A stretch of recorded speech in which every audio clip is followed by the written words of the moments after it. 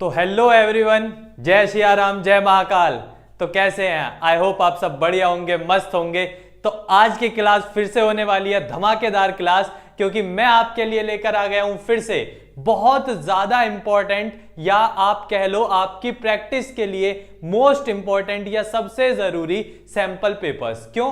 क्योंकि बिना sample paper के आप डिफरेंट टॉपिक्स को कैसे करना है और कैसे वो टाइम के अंदर उसे कवर करके चलना है, ये आपको पता होना चाहिए। तो इन्हीं सारी बातों के साथ चलिए शुरू करते हैं हम अपनी आज की क्लास एक और सैंपल पेपर के साथ। ठीक है, बहुत मेहनत से और बहुत ध्यान से मैंने इस सैंपल पेपर को बनाया है। ठीक है, चूज किया है। तो थोड़ा सा सब्र रखते हुए आज की क्लास में फिर से हम सैंपल पेपर के बारे में डिस्कस करेंगे, इन सारी चीजों को पढ़ेंगे कि कैसे कैसे हमें क्या क्या टॉपिक्स कवर करने हैं और किस किस तरीके से हमें उन्हें करना है।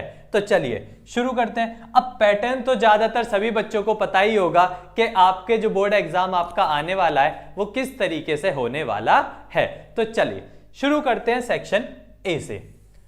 आज की क्लास बड़ी मजेदार होने वाली है। ठीक है, बेहतरीन तरीके से पढ़ेंगे, बिना किसी टेंशन के आराम से पढ़ेंगे कैसे कैसे क्या क्या चीजें होती हैं।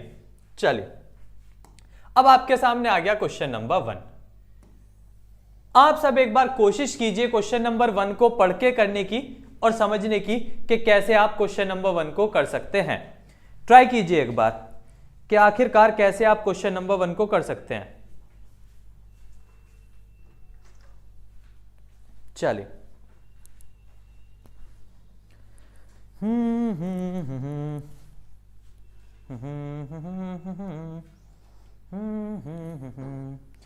चलिए तो बात करते हैं क्वेश्चन नंबर 1 की। तो क्या कह रहा है? कह रहा है if the distance between point A and B is 5 units. कह रहा है अगर दो पॉइंट आपको ए और बी दिए जाएं और उनके बीच की डिस्टेंस कितनी हो जाए? 5 यूनिट्स हो जाए। अब आपको पता है कि अगर हमें दो पॉइंट के बीच में डिस्टेंस की बात कर रहा है, इसका मतलब हमसे क्या चाहता है? हमसे चाहता है डिस्टेंस फॉर्मूला। अब डिस्टेंस फॉर्मूला आप कैसे लगाते थे? ठीक है, तो आपके लिए मैं चलो डिस्टेंस फॉर्मूला लिख देता हूं कि ए बी पॉइंट्स के बीच अगर आपको डिस्टेंस चाहिए तो आप डिस्टेंस फॉर्मूला अप्लाई करते हैं। डिस्टेंस फॉर्मूला होता है x2 माइनस x1 का whole square plus y2 minus y1 का होल स्क्वायर। अब यही आपका डिस्टेंस फॉर्मूला होता है, under root x2 minus x1 का whole square plus y2 minus y1 का होल स्क्वायर। अब कहीं कहीं किसी बच्चे ने इसी फॉर्मूले को ऐसे पढ़ा होगा, under root x1 minus x2 का होल स्क्वायर। तो चाहे आप x2 माइनस x1 का होल स्क्वायर लिखें, चाहे आप x1 माइनस x2 का होल स्क्वायर लिखें, यानी किसी भी बात को आगे पीछे करके लिखने से फॉर्मूले पे कोई फर्क नहीं पड़ेगा और ना ही आपके आंसर में कोई चेंज होने वाला है। तो किसी भी वैल्यू को पहले या बाद में लिखने से फर्क पड़ेगा नहीं। तो इस तरीके से अब आपको x1 x2 पॉइंट्स चाहिए, तो ये जो पॉइंट A है ये x1 y1 वैल्यू हो जाएंगी और ये जो पॉइंट B है ये हो जाएगा x2 y2। तो मतलब आपको सारी वैल्यू मिल गई, x1 y1 की भी मिल गई, x2 y2 की भी मिल गई। तो दोनों वैल्यूज को पुट कर लेते हैं, x1 y1 को भी पुट कर लेते हैं और x2 y2 को भी पुट कर लेते हैं। तो जो ए बी डिस्टेंस है वो हो जाएगी अंडर रूट x2। x2 कितना है? तो यहां पे x2 की वैल्यू देखोगे तो ये 1 है, माइनस x1 की वैल्यू 4, 1 माइनस 4 का होल स्क्वायर प्लस y2 की वैल्यू यहां पे हमने कितनी मानी है? तो यहां पे हमने y2 की वैल्यू मानी है 0। तो हमारी y2 की वैल्यू क्या हो गई? 0 माइनस y1 की वैल्यू हमने यहां पे कितनी मानी हुई है? तो y1 की वैल्यू मानी हुई है p, तो y1 की वैल्यू p हो गई। तो 0 माइनस p का होल स्क्वायर। अब यही जो ए बी डिस्टेंस है यही उसने कितनी दी है? 5 यूनिट्स। तो जहां ए बी है वहां पे क्या आ जाएगा? 5 आ जाएगा। तो 5 equals to under root 1 minus 4 minus 3 का स्क्वायर 9 और यहां पे हो जाएगा p square. Squaring both the sides कर लेंगे आप, तो स्क्वायरिंग बोथ द साइड्स करेंगे तो ये हो जाएगा 5 का square 25, 9 plus p square, plus के 9 इधर आके माइनस के हो जाएंगे तो 16 हो जाएगा p स्क्वायर की वैल्यू। स्क्वायर हटाएंगे तो इधर अंडर रूट होगा और अंडर रूट हटने के बाद याद रखना साइन दोनों लगाए जाते हैं। अंडर रूट हटाने के बाद जब स्क्वायर से हटा के आप इधर अंडर रूट करेंगे तो अंडर रूट करने का मतलब है कि आपकी वैल्यू दोनों बनेंगी, आपका आंसर प्लस का भी बनेगा और आपका आंसर माइनस का भी बनेगा। इसका मतलब यहां जो p की वैल्यू है वो कितनी है, +-4। अब इसके अकॉर्डिंग जरा आंसर चेक कीजिए कौन सा आंसर सही बैठ रहा है। तो ये रहा ऑप्शन सी। ऑप्शन सी बिल्कुल आपका सही आंसर बैठ रहा है, +-4। तो यानी यहां कंप्लीट हो गया आपका फर्स्ट एमसीक्यू। ठीक है, तो फर्स्ट एमसीक्यू का आंसर क्या आ गया, +-4। ठीक है, हाँ राधे राधे। ठीक है, राधे राधे, बिल्कुल राधे राधे, बिल्कुल बहुत लोग बच्चों ने आंसर दे दिया है। ठीक है, तो जो बच्चे बिल्कुल सही आंसर दे रहे हैं बिल्कुल बहुत बढ़िया, इसी तरीके से बस पढ़ते रहो, लगे रहो। ठीक है, कल का एग्जाम आप सबका बहुत बेहतरीन जाएगा बिना टेंशन के। ठीक है, ज्यादा टेंशन नहीं लेनी, ऐसा भी नहीं है देखो पढ़ लिख के ही सब कुछ है, बट पढ़ना भी जरूरी है, इसीलिए आप पढ़ाई करें। ठीक है, जितनी आप मेहनत कर सकते हैं आप अपनी उतनी मेहनत करके जाएं, बाकी रिजल्ट तो देखो सब भगवान के हाथ में है, और पढ़ लिख के ही कामयाब होगे ये जरूरी नहीं है। ठीक है, तो परेशान ना होना, मस्त से आराम से पेपर दे के आना। चलो अब बात कर लेते हैं सेकंड एमसीक्यू की। अब सेकंड एमसीक्यू क्या कहता है, ठीक है, तो जो जो ट्राई करना चाहते हैं वो सेकंड एमसीक्यू एक बार ट्राई कर लीजिए जल्दी से। सेकंड एमसीक्यू का आंसर बताइए। अब मैं वहां के वैसे टॉफी नहीं दे सकता, लेकिन कुछ ना कुछ सोचूंगा जरूर, तो आप सब आंसर बताइए सही, तो आपके लिए कुछ ना कुछ जरूर सोचा जाएगा। चलिए बताइए जरा सेकंड क्वेश्चन का क्या आंसर होगा। आपको थोड़ा सा टाइम दिया जा रहा है, आराम से सोचिए और जवाब दीजिए कि सेकंड एमसीक्यू का आंसर क्या होगा। टाइमर वाइमर लगाएं, टाइमर लगा सकते हैं हम, ये हमारी स्टॉप वॉच है। टना टना टना, कितनी देर दी जाए, 30 सेकंड, 30 सेकंड दी जाए। चलो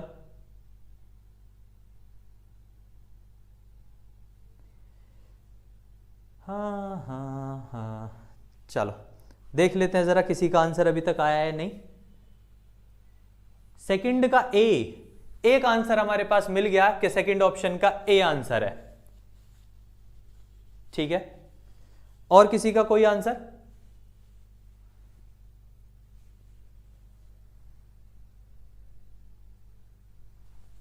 ठीक है, वैसे 30 सेकंड से ऊपर हो गए तो कट कर देते हैं इसे। अब देखिए आपसे कह रहा है for which values of P will the line represented following pairs be parallel, यानी किस कंडीशन के लिए, यानी किस वैल्यू के लिए पी की जो लाइंस है वो आपस में कैसी होंगी, पैरेलल। अब आप में से कोई बता सकता है पैरेलल की कंडीशन क्या होती है? देखो आप सबको वैसे पता होनी चाहिए कि ये जो पैरेलल है, तो दो लाइन पैरेलल कब होती हैं? तो दो लाइन पैरेलल जब होती हैं जब a1 upon a2 is equals to b1 upon b2 but does not equals to c1 upon c2।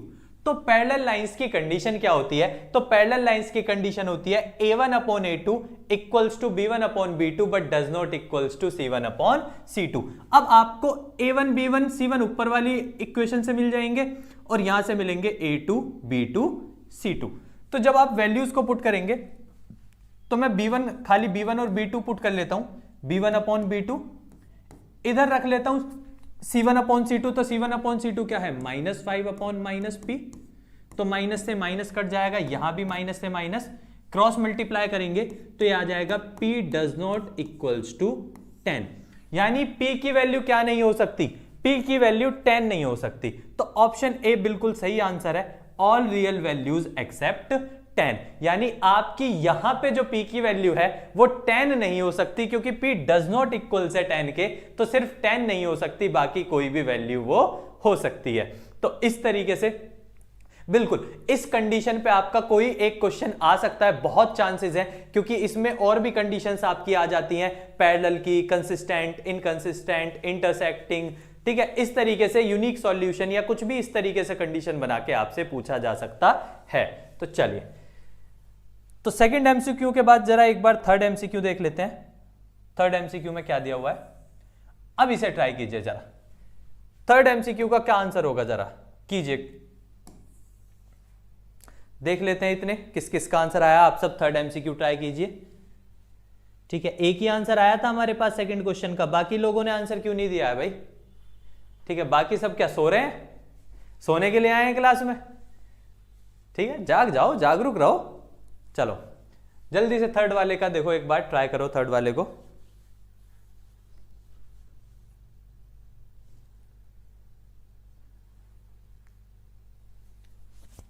चलो, तो आई होप इतना टाइम बहुत है, ठीक है, वरना बहुत टाइम लग जाएगा। अब थर्ड वाले को कैसे करेंगे, जरा एक बार थर्ड वाले को देख लेते हैं। तो थर्ड वाले क्वेश्चन में क्या है, in the figure on a circle of radius 7 centimetre. ये फिगर है जिसकी रेडियस क्या है, 7 सेंटीमीटर। और यहां अगर आप ध्यान से पढ़ते हो तो ओ सेंटर है, तो मतलब ये सेंटर है, और हम जानते हैं सेंटर से सर्कल तक की दूरी रेडियस होती है, तो ये 7 सेंटीमीटर की हुई। और ये भी देखो, सेंटर से सर्कल तक की दूरी हुई ना, ये भी, तो ये भी तो 7 सेंटीमीटर की हुई ना। तो यानी यहां पे दो रेडियस बन रही हैं, एक ओ से टी की तरफ और एक ओ से आर की तरफ। और ये दोनों अगर रेडियस है तो दोनों ही कितने सेंटीमीटर्स की होंगी, 7 सेंटीमीटर्स। उसके अलावा हमें क्या वैल्यू दी हुई है, उसके अलावा हमसे कहता है कि जो पीटी है वो 24 सेंटीमीटर की है। तो ये वाली जो पीटी है ये 24 सेंटीमीटर्स की है, ये वाली। अब ना आप एक काम करो, आप पाइथागोरस अप्लाई कर लो ट्राइंगल ओपीटी में। जब आप ओपीटी में पाइथागोरस अप्लाई करेंगे तो ये जो आपकी ओपी है ना, ये वाली ओपी, ये 25 की निकल के आएगी। जब आप पाइथागोरस अप्लाई करेंगे तो ये आपकी ओपी जो है, ओपी वाली साइड इस ट्राइंगल की, ये कितनी आ जाएगी, 25 सेंटीमीटर। आपसे क्या मांगा है, आपसे मांगी है लेंथ ऑफ पी आर, यानी पी से लेके, पी पॉइंट से लेके ये इस P पॉइंट से लेके इस R पॉइंट तक की लेंथ, यानी ये पूरा मांगा है। तो अगर आपसे ये पूरी लेंथ मांगी है तो ये वाली लेंथ कितने की हुई, 25 की। ये कितने की है, 7 की। तो ये पूरी हो जाएगी PR 25 प्लस 7। तो 25 प्लस 7 कितने होते हैं, 32। तो 32 होते हैं, तो यानी option number C. Option number C बिल्कुल सही आंसर है, ऑप्शन नंबर सी। ठीक है, थर्ड का। Good evening, good evening Chaudhary साहब, गुड इवनिंग। आपकी गुड इवनिंग जरूर ली जाएगी। चलो, यह आंसर बिल्कुल सही आया, थर्ड का सी है। थर्ड का आंसर बिल्कुल सही है, सी। भाई बाकी सबको आंसर देने में क्या लग रहा है, आंसर निकल नहीं रही है क्या, या मैं ज्यादा जल्दी बता रहा हूं? तो ऐसा तो है नहीं। ठीक है, टाइम आपको दिया जा रहा है तो आप भी आंसर देने का कोशिश कीजिए, ट्राई कीजिए। जब तक आप इसमें एंगेज नहीं होंगे, आप ऑप्शंस या आंसर्स अपने नहीं बताएंगे, ठीक है, तो कैसे पता चलेगा कि किसको कितना आ रहा है, कितना नहीं आता है। अब कल पेपर है तो कम से कम एटलीस्ट इन क्वेश्चंस को तो कीजिए ना, सर्कल का इजी क्वेश्चन है ये तो। चलो, तो नेक्स्ट वाला ट्राई करना है सबको। ओहो, नेक्स्ट वाला तो क्वेश्चन ही अच्छा है। चलो देखते हैं फिर भी कौन कितना कर पाता है। Question number 4।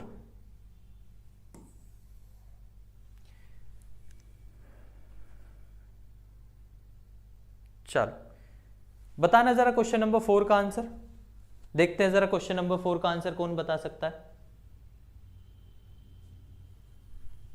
Question number 4, question number 4 का आंसर बताएं जरा।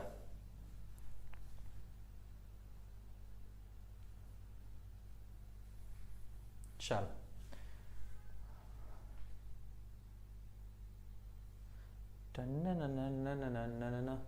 वैसे अच्छा क्वेश्चन है तो थोड़ा सा दिमाग लगाइए, हो जाएगा। जल्दी से थोड़ा सा दिमाग लगाइए और करके बताइए क्वेश्चन नंबर 4 का आंसर क्या होगा। चलो, आप इतने ऑप्शन बता देना, ठीक है। अब थोड़ा सा मैं करा देता हूं। अब अगर इस क्वेश्चन को ध्यान से पढ़ें तो क्या लिखा हुआ है, each root of X square minus B X plus C is decreased by 2। इसके हर रूट को हमने कितने से डिक्रीज कर दिया, 2 से। तो जब इसके हर रूट को 2 से, तो मैंने मान लिया इस इक्वेशन के 2 रूट्स हैं, एक अल्फा एक बीटा। मैंने मान लिया इस इक्वेशन के 2 रूट्स हैं, एक रूट को मैंने अल्फा मान लिया और दूसरे वाले रूट को क्या मान लिया, बीटा। अब एक रूट को अल्फा और एक रूट को बीटा मान लिया, उसके बाद कह रहा है अगर इसे 2 से डिक्रीज कर दिया जाए तो रिजल्टिंग इक्वेशन ये होगी, यानी इन रूट्स को अगर 2 कम कर दिया जाए, यानी अगर कोई अल्फा है तो अल्फा को अगर 2 कम कर देंगे तो वो हो जाएगा अल्फा माइनस 2। तो मतलब इसका रूट हो गया एक अल्फा माइनस 2 और एक रूट हो गया इसका बीटा माइनस 2। अब अगर आप इसके रूट्स निकालें, ठीक है, चलो इस इक्वेशन के रूट्स कैसे निकालोगे जरा निकालना। अगर आप इसके रूट्स निकालते हैं तो ये हो जाएगा एक्स स्क्वायर माइनस 2x। अगर इस क्वाड्रेटिक को सॉल्व कर लो तो इस क्वाड्रेटिक को सॉल्व करोगे तो ये x माइनस 1 का होल स्क्वायर बनेगा, यानी यहां से x का एक ही रूट आएगा 1, मतलब अल्फा भी 1 है और बीटा की वैल्यू भी 1 है, यानी एक ही रूट आ रहा है 1, इसका मतलब अल्फा की वैल्यू भी 1 ही है और बीटा की वैल्यू भी 1 ही है। अब ये अल्फा एक्चुअल में, सॉरी, अब ये अल्फा नहीं आया होगा ना, क्योंकि इसके जो रूट्स थे वो अल्फा नहीं थे, इसके रूट्स थे अल्फा माइनस 2 और बीटा माइनस 2। तो मतलब ये जो रूट आया होगा ये आया होगा अल्फा माइनस 2 और एक आया होगा बीटा माइनस 2। तो यहां से अल्फा कितना आ गया 3 और बीटा कितना आ गया 3। भाई इसके जो रूट्स थे वो अल्फा माइनस 2 और बीटा माइनस 2 थे ना, तो मतलब इसकी जो वैल्यू आई होगी रूट की वो भी क्या आई होगी, अल्फा माइनस 2 आई होगी और बीटा माइनस 2। मतलब अल्फा की भी वैल्यू 3 है और बीटा की भी वैल्यू 3 है। अब यहां आप देखें तो किसी भी क्वाड्रेटिक इक्वेशन में यहां जो होता है वो होता है अल्फा प्लस बीटा, मतलब अल्फा प्लस बीटा यहां से निकाल लेना बी आ जाएगा और अल्फा डॉट बीटा यहां से निकालोगे तो सी। तो मतलब बी मिलेगा जब मैं क्या करूंगा अल्फा प्लस बीटा, तो अल्फा 3 है बीटा भी 3 है, तो बी की वैल्यू टोटल कितनी आएगी 6। और सी जब मिलेगा जब मैं करूंगा अल्फा इंटू बीटा, यानी 3 इंटू 3, तो सी की वैल्यू क्या हो जाएगी 9। तो यानी बी की वैल्यू 6 और सी की value 9, option number A. B की वैल्यू 6 और सी की वैल्यू 9 क्या हो जाएगा, ऑप्शन नंबर ए। तो ये तो बहुत वाकई में बहुत बढ़िया सवाल था, ठीक है, बहुत अच्छा क्वेश्चन था। तो इसे करने के लिए आपको थोड़ा सा तरीके से सोचना पड़ता कि एक्चुअल में हमें क्या क्या दिया हुआ है और कैसे हम इसे कर सकते हैं। तो इस तरीके से आप इस क्वेश्चन को कर सकते हैं। आई होप आपको ये वाला क्वेश्चन समझ आया होगा और इस तरीके का क्वेश्चन बोर्ड एग्जाम में अगर आएगा तो आप जरूर उसे अटेम्प्ट करके आएंगे और जरूर उस क्वेश्चन को करके आएंगे। चलिए, इसी क्वेश्चन के साथ हमने क्वेश्चन नंबर 4 कंप्लीट कर लिया। अब हम चलते हैं क्वेश्चन नंबर 5 की तरफ। तो जरा एक बार क्वेश्चन नंबर 5 अटेम्प्ट कीजिए, ठीक है। क्वेश्चन नंबर 5 का आंसर बताइएगा जरा, क्या हो जाएगा।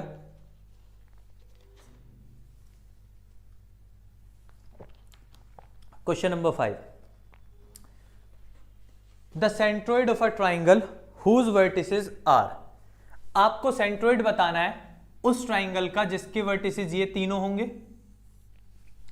अब सेंट्रोइड का फॉर्मूला होता है, ठीक है, कि सेंट्रोइड में अगर आपको x निकालना है तो x1 plus x2 plus x3 upon 3,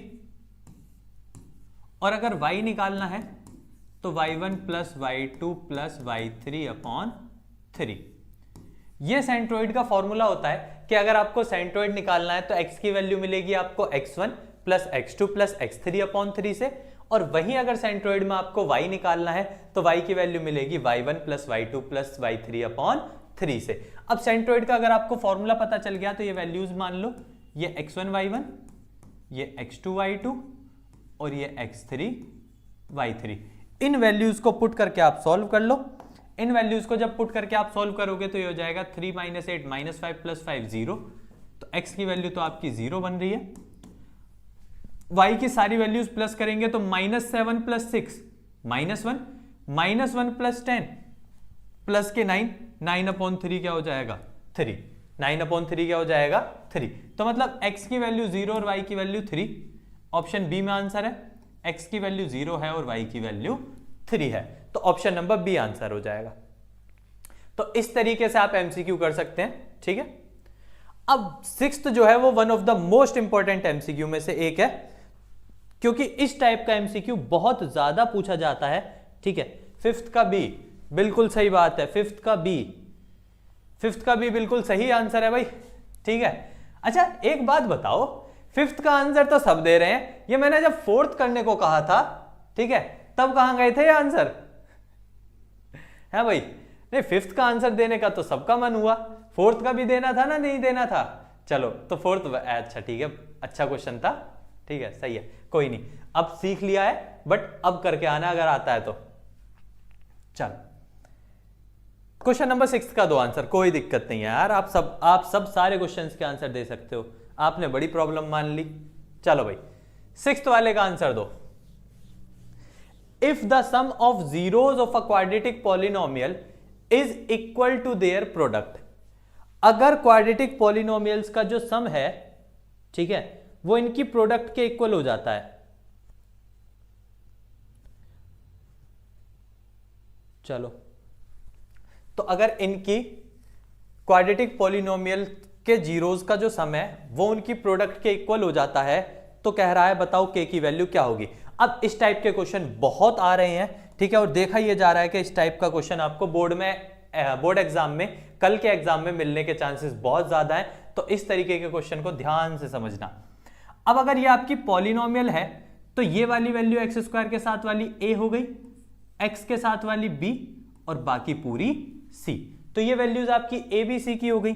अब अगर ये ए बी सी की वैल्यूज हो गई तो कह रहा है अल्फा प्लस बीटा जो है वो बराबर है अल्फा डॉट बीटा के, यही तो कहा है, सम ऑफ जीरोस इक्वल हैं उनके प्रोडक्ट के। तो जीरोस का सम क्या हुआ? अल्फा प्लस बीटा, वो इक्वल है इनके प्रोडक्ट के, यानी वो किसके बराबर है? अल्फा डॉट बीटा के। अब अल्फा प्लस बीटा क्या होता है? माइनस बी अपॉन ए। अल्फा डॉट बीटा क्या होता है? सी अपॉन ए। अब माइनस बी अपॉन ए और सी अपॉन ए में वैल्यू क्या देखेंगे? ए से ए कट जाएगा, तो मतलब माइनस बी सी के बराबर है, तो माइनस का 2 जो है बी की वैल्यू वो सी 3k के बराबर है। अब 3 मल्टीप्लाई से डिवाइड में आ जाएगा, तो k की वैल्यू आ जाएगी -2/3, option number D.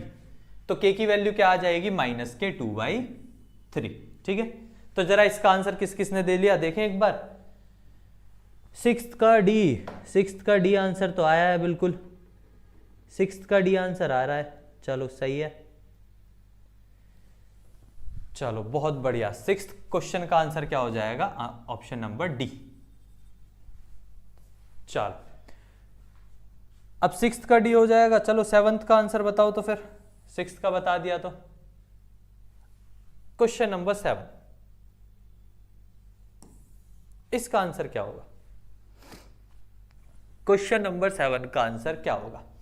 The nth term of an AP is, इस एपी की nth टर्म क्या होगी? तो ये तो बहुत इजी क्वेश्चन है, आई होप आप सभी कर लोगे इस क्वेश्चन को। तो इस क्वेश्चन में किसी को कोई प्रॉब्लम आनी ही नहीं चाहिए। nth टर्म का फॉर्मूला लगा लो सीधा सीधा, आपसे nth टर्म मांगी, nth टर्म का फॉर्मूला क्या होता है? a plus n minus 1 into D.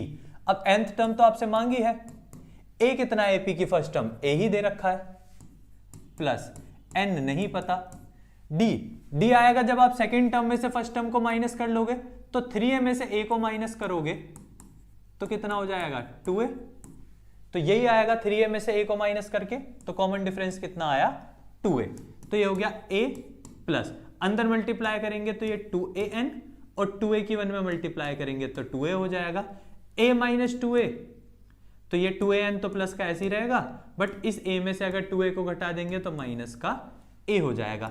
अगर a कॉमन कर लें तो ये होगा 2n minus 1 into A, option number B, 2n minus 1 into A, ठीक है।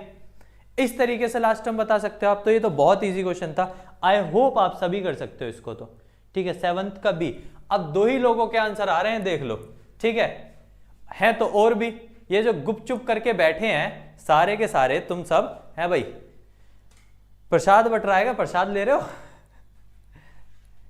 दिखाओ जरा अपनी शक्तियों को, तो दिखाओ, कल के पेपर में क्या होगा वरना, ठीक है। दिखाओ थोड़ा सा अपनी शक्तियों का प्रदर्शन करो, हम भी मौजूद हैं, ठीक है, हाजिरी लगाओ थोड़ी। चलो 8th क्वेश्चन में भी किसी को कोई प्रॉब्लम नहीं होनी चाहिए, I hope so. 8th question भी एपी का ही इजी क्वेश्चन है, ठीक है। आई होप आप सभी 8th क्वेश्चन को कर सकते हैं। 8th में भी आपसे an टर्म ही मांगी है, an टर्म का formula a plus n minus 1 into D.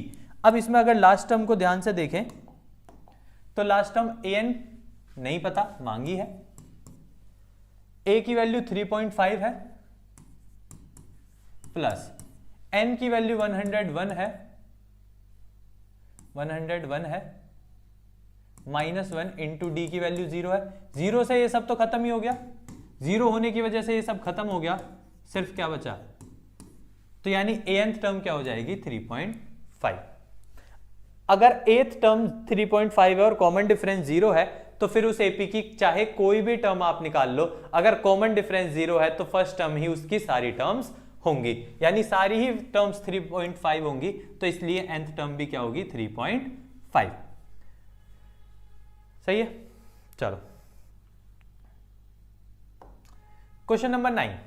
Question number 9 कैसे करोगे, 9th का भी 8th का भी, 8th और 9th दोनों के आंसर आ गए हैं। चलो 9th वाला फिर तो बेहतरीन बात है, अगर आंसर आ ही गया है तो -10। कह रहा है अगर एक जीरो इस क्वाड्रेटिक पॉलिनोमियल की 2 है तो कह रहा है k की वैल्यू बताओ। एक जीरो 2 होने का मतलब है 2 पुट करने पे ये पूरी 0 हो जानी चाहिए, तो यहां से आप निकाल लो k की वैल्यू -10 आ जाएगी। बिल्कुल सही ऑप्शन बताया है। 10th का, अगर आप 10th क्वेश्चन को पढ़ो, क्या कह रहा है, in the adjoining figure OABC is a square, OAC is a quadrant of a circle with centre O, the area of shaded region. अब आपको इसमें शेडेड रीजन नहीं दिख रहा होगा तो चलो शेडेड रीजन मार्क कर देते हैं आपके लिए। ये है शेडेड रीजन, ये वाला हिस्सा, ये सारा हिस्सा शेडेड है, ठीक है। चलो ये है इसका शेडेड रीजन, ठीक है। तो यही आपको फाइंड करना है, यानी आपको इसी शेडेड रीजन का एरिया बताना है। वैसे अगर आप ध्यान से देखो तो ये OABC जो है ये एक स्क्वायर है। OABC क्या है, एक स्क्वायर। अब ये OABC अगर एक स्क्वायर है, उस स्क्वायर में से अगर मैं ये वाला सेक्टर माइनस कर दूं, मतलब इस पूरे एरिया में से ये सेक्टर वाला मैं माइनस कर दूं, तो यही एरिया बचेगा मेरा, ठीक है। तो यानी शेडेड पोर्शन का एरिया निकालने के लिए मुझे क्या करना पड़ेगा, पूरे स्क्वायर में से इस सेक्टर का एरिया क्या करना पड़ेगा, माइनस करना पड़ेगा, सब्ट्रैक्ट करना पड़ेगा। अब पूरे का एरिया ऑफ स्क्वायर,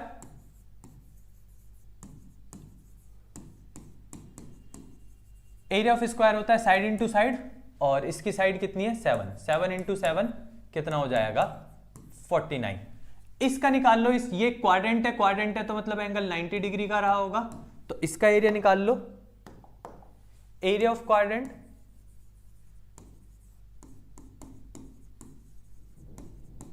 अब है तो सेक्टर ही, तो फॉर्मूला तो सेक्टर का ही लगेगा, θ/360 इंटू पाई r स्क्वायर, यानी 7 इंटू 7, ये कट जाएगा 4 टाइम्स। अब दोनों को यहाँ 22/7 हो जाएगा पाई की वैल्यू, पुट करके 7 से 7 कट जाएगा, ये कट जाएगा 11 77/2 हो जाएगा। तो मतलब शेडेड एरिया आएगा 49/77/2। ये हो जाएंगे पूरे 98 माइनस 77/2। सॉल्व करेंगे तो ये 1 आ जाएगा, 9 में से 2 जाएंगे, 21/2 सेंटीमीटर स्क्वायर। 21/2 यानी 11.5, 21/2, एक मिनट 10.5, सॉरी 21/2 कितना होता है 10.5। तो यानी ऑप्शन नंबर ए सही आंसर होगा इसका। अब ये थोड़ा सा लेंथी जरूर दे रखा था ये जो क्वेश्चंस है। हाँ, जय श्री राम, जय श्री राम। ये जो क्वेश्चंस है एक्चुअल में ये बेसिक और स्टैंडर्ड दोनों के लिए है। मैं आपको एक चीज बता देता हूं, क्लियर कर देता हूं। अगर आप में से किसी ने लास्ट ईयर का पेपर उठा के देखा हो ना, ठीक है, बेसिक का, अगर आप में से किसी ने बेसिक का पेपर उठा के देखा हो तो एक्चुअल में बेसिक का पेपर लास्ट ईयर का उठाना और स्टैंडर्ड का, और उन दोनों को कंपेयर करके देखना। बेसिक और स्टैंडर्ड में क्वेश्चंस की वैरायटी ऐसे नहीं था कि मतलब क्वेश्चंस, बस फर्क इतना था कि उसमें जो क्वेश्चंस डाले थे बेसिक में वो एनसीईआरटी के ऐसे अच्छे क्वेश्चंस डाले थे, और स्टैंडर्ड में भी एनसीईआरटी के ही थे, बस कुछ क्वेश्चंस को छोड़कर। बस बेसिक में ज्यादातर एनसीईआरटी के थे, पर क्वेश्चंस सारे अच्छे थे। क्वेश्चंस आप देखना वहां पे जितने भी क्वेश्चंस थे ना, उसमें बेसिक में बहुत बढ़िया क्वेश्चंस पूछे हुए थे। तो क्वेश्चंस का फर्क नहीं आएगा, ठीक है। स्टैंडर्ड हो बेसिक हो एक ही है, सब एक ही है, बस ये तो नाम बदल के खामखा का घपला किया है, ठीक है। फर्क कुछ नहीं होता, बस बेसिक का पेपर एनसीईआरटी से थोड़ा ज्यादा आ जाता है, इतना जरूर है, ठीक है। चलो, वैसे टीचर्स ने बहुत बहका रखा होगा, बट ऐसा है नहीं, मैं बता रहा हूं। चलिएगा भाई, अब बात करें अगर क्वेश्चन नंबर 11 की। अब एक्चुअल में क्वेश्चन नंबर 11 आपका आ नहीं सकता, ठीक है। इस क्वेश्चन नंबर 11 को तो रहने ही दो, क्योंकि ये एक्चुअल में जो क्वेश्चन है ये आपका एंगल 90 माइनस थीटा यानी थर्ड वाली एक्सरसाइज पर बेस्ड है, जो रिसेंटली कट गई है, ठीक है, हटा दी गई है। तो एक्चुअल में ये पूछे जाना थोड़ा मुश्किल है, हालांकि मुझे पता है, बट ये पूछा नहीं जा सकता। फिर भी अगर आप में से किसी को आंसर जानना है तो ये इससे कट tan cot से कट जाएगा, sec cosec से कट जाएगा, तो इसका आंसर 0 होगा। अगर फिर भी किसी को आंसर जानना है तो जान लेना, ये माइनस का tan प्लस के cot से कटेगा, माइनस का sec प्लस के cosec से कटेगा और आंसर 0 बनेगा, ठीक है। वैसे आ नहीं सकता तो छोड़ ही दो, बाकी फिर भी अगर किसी को लगे तो कर लेना कोशिश। चलिएगा, क्वेश्चन नंबर 12, इसका आंसर दो आप सब। क्वेश्चन नंबर 12 को ट्राई करो जल्दी। क्वेश्चन नंबर 12 को देखते हैं जरा। 10th का ए, बढ़िया, 10th का ए सही था, सही जवाब था 10th का ए। चलिएगा, क्वेश्चन नंबर 12 देखते हैं। करो भाई, 12th कर लो। 12th का सी, बहुत बढ़िया, आंसर तो रफ्तार से आ रहे हैं। चलो 12th को देख लेते हैं। द एंगल ऑफ डिप्रेशन एक 70 मीटर हाई टावर का 30 डिग्री है, कह रहा है डिस्टेंस बताओ ऑब्जेक्ट की टावर से। चलो, मैंने मान लिया ये हमारी धरती मां है, इस पे एक टावर खड़ा है। इस टावर का एंगल ऑफ डिप्रेशन, यानी ये टावर सीधा देख सकता है खुद को, मतलब ऐसे देखा जा सकता है, तो ये वाला एंगल ऑफ डिप्रेशन होता है, जिसे हम क्या कहते हैं, जो कितना दिया है हमें, 30 डिग्री। बट मैंने याद करो कल भी एक क्वेश्चन बताया था, ये दोनों लाइन आपस में पैरेलल होती हैं, तो पैरेलल होने की वजह से अल्टरनेट इंटीरियर एंगल की कंडीशन लग जाती है, और एंगल ऑफ डिप्रेशन किस में चेंज हो जाता है, एंगल ऑफ एलिवेशन में। यानी अगर कोई भी एंगल ऑफ डिप्रेशन है तो वो अल्टरनेट इंटीरियर एंगल्स की वजह से क्या बन जाता है, एंगल ऑफ एलिवेशन। अब हाइट कितनी दी है इसकी, 75 मीटर। आपसे मांगी है डिस्टेंस, यानी ये x, distance of object from the tower. अब आप जानते हो आपको परपेंडिकुलर दिया है, बेस मांगा है, तो tan लगा लो, tan 30 degree perpendicular upon base, solve कर लेना, 75√3 आंसर होगा, जो कि पहले से ही दे दिया गया है आंसर, 12th का सी। तो 12th का सी ऑप्शन बिल्कुल सही रहेगा।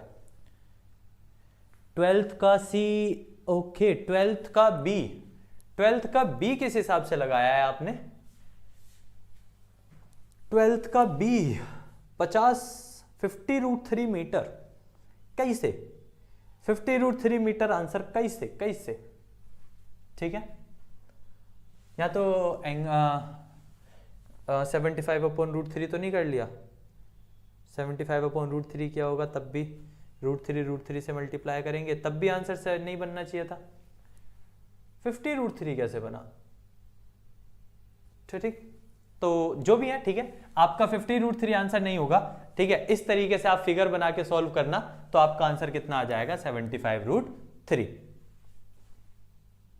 ठीक है। वैसे tan 30 डिग्री की वैल्यू कहीं आपने गलत ना ली हो, देख लेना, tan 30 डिग्री की वैल्यू 1/√3 होती है, तो एक बार आप चेक कर लेना, पता नहीं आपने कहीं छोटी सी गलती कर दी है, ठीक है। चलिएगा, रियलमी है, रियलमी, ठीक है, आपने कहीं थोड़ी सी कैलकुलेशन गलत की है, तो जरा देख लेना। नेक्स्ट वाले क्वेश्चन पे चलते हैं। अब ये बहुत बढ़िया क्वेश्चन है, बहुत बढ़िया क्वेश्चन है, पढ़ो जरा। क्वेश्चन नंबर 13 क्या दिया हुआ है, तो क्वेश्चन नंबर 13 की अगर बात करें, 13 का बी, ये तो बड़ा जल्दी धड़ा आंसर आ रहे हैं, ठीक है। यही तो तैयारी होनी चाहिए, क्वेश्चन बोलो उससे पहले आंसर मौजूद हो, प्रेजेंट होना चाहिए आंसर, बहुत बढ़िया। The 2-digit number which become 5/6 of itself when the digits are reversed। एक 2-digit नंबर है, वो 5/6 बन जाता है खुद का, ठीक है, खुद का कितना बन जाता है 5/6 अगर उनकी डिजिट्स को क्या कर दिया जाए, रिवर्स। और डिफरेंस जो है उनकी डिजिट्स का वो कितना होता है, 1 होता है। तो कह रहा है बताओ क्या होगा, वो 2-digit नंबर क्या होगा। अब मेरी बात को जरा गौर करना, 54 आंसर कैसे सही है। अच्छा, किसी ने सॉल्यूशन किया है इसका, जरा एक बार ये बताओ किस किस ने इसका सॉल्यूशन किया है। सॉल्यूशन भी बताऊंगा बट पहले यहां समझो। कह रहा है डिफरेंस जो है डिजिट्स का वो कितना होना चाहिए, 1। डिजिट्स का डिफरेंस कितना होना चाहिए, 1। अब एक बात देखो, 4 और 5 का डिफरेंस -1 आ रहा है, 5 और 4 का डिफरेंस +1 आ रहा है, और 3 और 6 का डिफरेंस -3 आ रहा है। तो एक्चुअल में तो 1 एक ही ऑप्शन में आ रहा है ना 54, तो वही सही आंसर होना चाहिए। ठीक है, वैसे तो यहीं से हो जाता क्वेश्चन कि डिजिट्स का डिफरेंस किस में 1 आ रहा है, तो सिर्फ ऑप्शन नंबर बी में। बट रियलिटी में इस क्वेश्चन को कैसे करते, तो आपको यहां पे 2 नंबर्स लेने पड़ते। Let the number be x and y। आपको 2 डिजिट अपने 2 नंबर्स अपनी तरफ से मानने पड़ते x और y। फिर आप क्या देखते कि आपको एक तो क्वेश्चन में ये दिया है कि दोनों का डिफरेंस क्या है, 1। पहली इक्वेशन आपको ये दी है कि इन दोनों का डिफरेंस कितना दिया है, 1। दूसरी ये दी है कि जो 2 डिजिट नंबर होगा, सपोज 2 डिजिट नंबर आप क्या ले रहे हो, xy। इस xy को जब आप एक्सपेंड करोगे तो क्या लिख सकते हो, 10x + y। तो कह रहा है the 2 digit number becomes 5/6 of itself. वो खुद का कितना हो जाता है, 5/6। अगर डिजिट्स को रिवर्स कर दी जाए, यानी xy की जगह क्या हो जाए, yx, और yx का एक्सपेंडिशन होता है 10y + x। अब मेरी बात को गौर करके समझो, ये एक्सपेंडिशन आया कैसे। आप किसी भी नंबर 12 को लो, तो क्या इसे ऐसे नहीं लिख सकते 10 × 1 + 2, यानी इस नंबर को 10 से मल्टीप्लाई करो, इसे ऐड कर लो। नंबर 42 है, तो 42 को ऐसे नहीं लिखा जा सकता 10 × 4 + 2, मतलब इस नंबर की 10 में मल्टीप्लाई और इसे ऐड कर लो। देख लो 42 ही बनेगा या नहीं बनेगा। तो मैं xy को तो भी ऐसे, xy को भी तो ऐसे लिख सकता हूं, इसकी 10 से मल्टीप्लाई और इसे प्लस कर लूंगा। तो देखो ऐसे ही लिखा है, x की 10 से मल्टीप्लाई और y को प्लस। अब ये 2 इक्वेशन बन गई, फर्स्ट और सेकंड। इन दोनों को सॉल्व करके देख लेना, आपको आंसर आ जाएगा, जो कि आंसर कितना होगा, 54। ठीक है, आपका आंसर आ जाएगा, आंसर 54 होगा। सॉल्यूशन किया है, ठीक है, तो सॉल्यूशन किया है तो हम आपको बता दें, सॉल्यूशन करने की जरूरत पड़ती नहीं। कहीं कहीं थोड़ा सा ध्यान भी रखो, एक नंबर में वो इतना बड़ा क्वेश्चन नहीं देगा, ये 3 नंबर का क्वेश्चन है एक्चुअल में। अगर आप इसे पूरे सॉल्यूशन के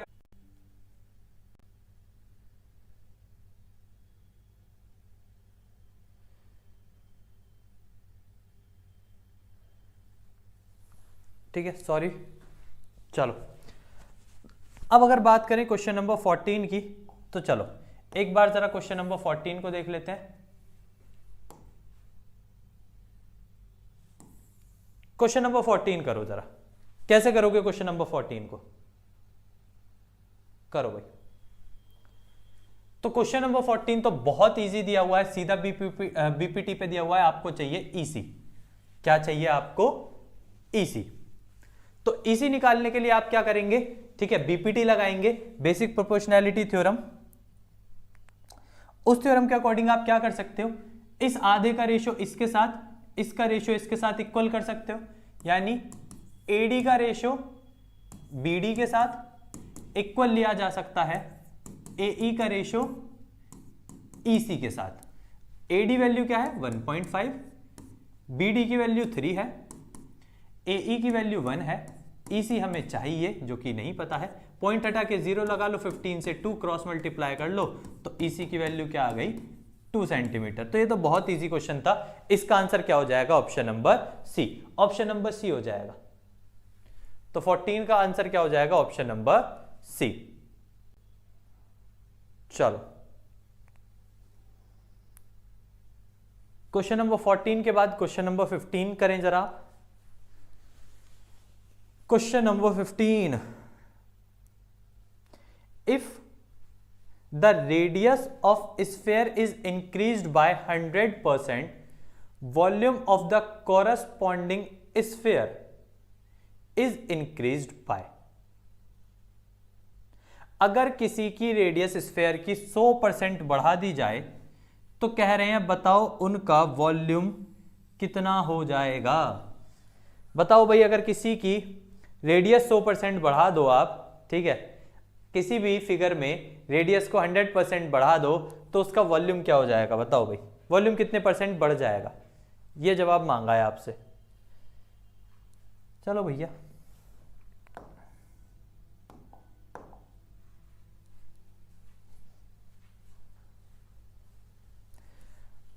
अच्छा एक चीज ध्यान रखना आप यहां पे, ठीक है, 100% बढ़ाने का मतलब क्या होता है? तो किसी भी रेडियस को 100% बढ़ाने का मतलब होता है उस रेडियस में, देखो किसी का भी 100% निकालो, लाइक आपने मान लिया कि रेडियस जो है वो 4 सेंटीमीटर है।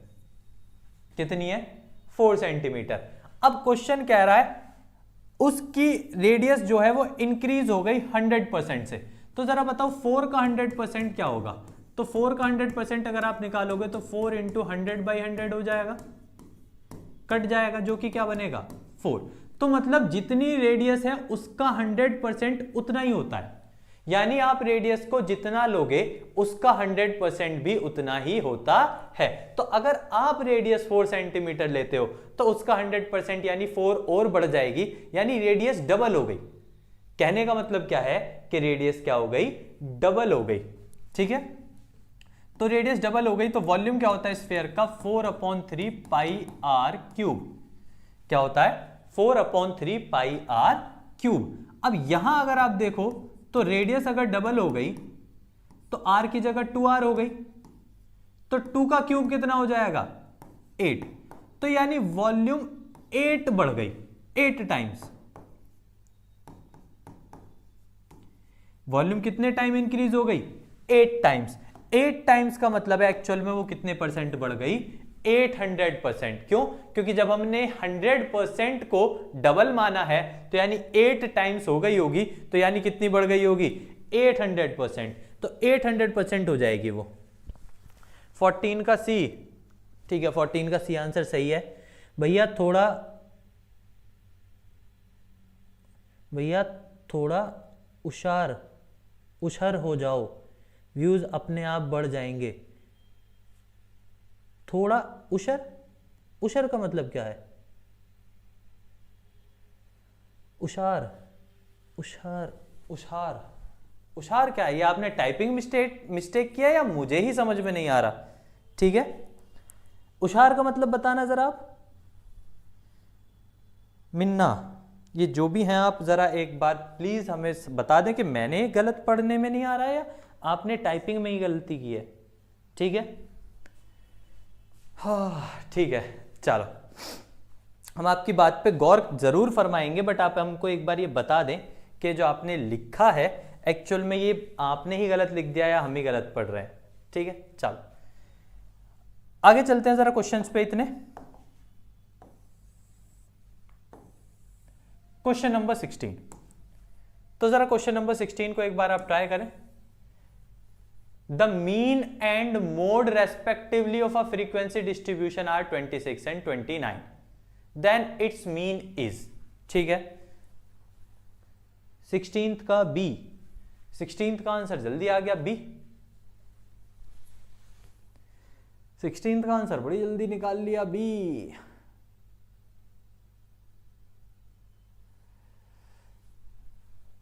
चलो भाई 16th आंसर और किसी का हुआ?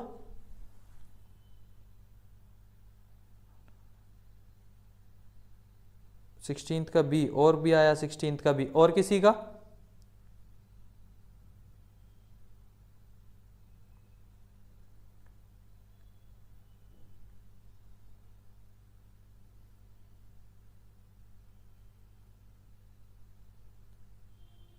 हाँ भाई, और किसी का भी है?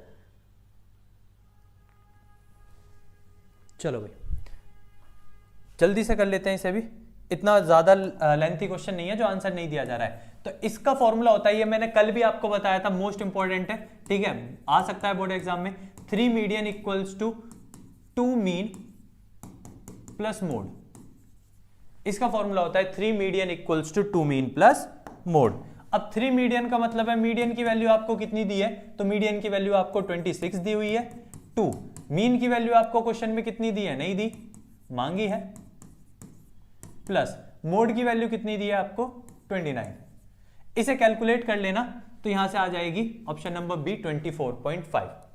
कितनी आ जाएगी वैल्यू, ऑप्शन नंबर बी 24.5। ठीक है, चलो तो ये आंसर हो गया। तो इसके बाद आप नेक्स्ट वाले क्वेश्चन को करें। An event is very unlikely to happen, ठीक है, ये मैंने आपको कल भी कराया था क्वेश्चन, 0.001%। चलो इसका बताओ, इस क्वाड्रेटिक इक्वेशन में क्या कह रहा है, 4 रियल रूट्स होंगे, no real roots, 2 real roots, 1 real roots. Nature of roots का क्वेश्चन है। अगर नेचर ऑफ रूट्स का क्वेश्चन है तो पहले इसमें a प्लस बी का होल स्क्वायर ओपन कर लो, x की power 4 a square plus B square plus 2ab minus X square equals to 0। 2x square में से x स्क्वायर जाएगा तो ये हो जाएगा x की power 4 plus 1 minus X square equals to 0। X square को थोड़ी देर के लिए t मान लेना,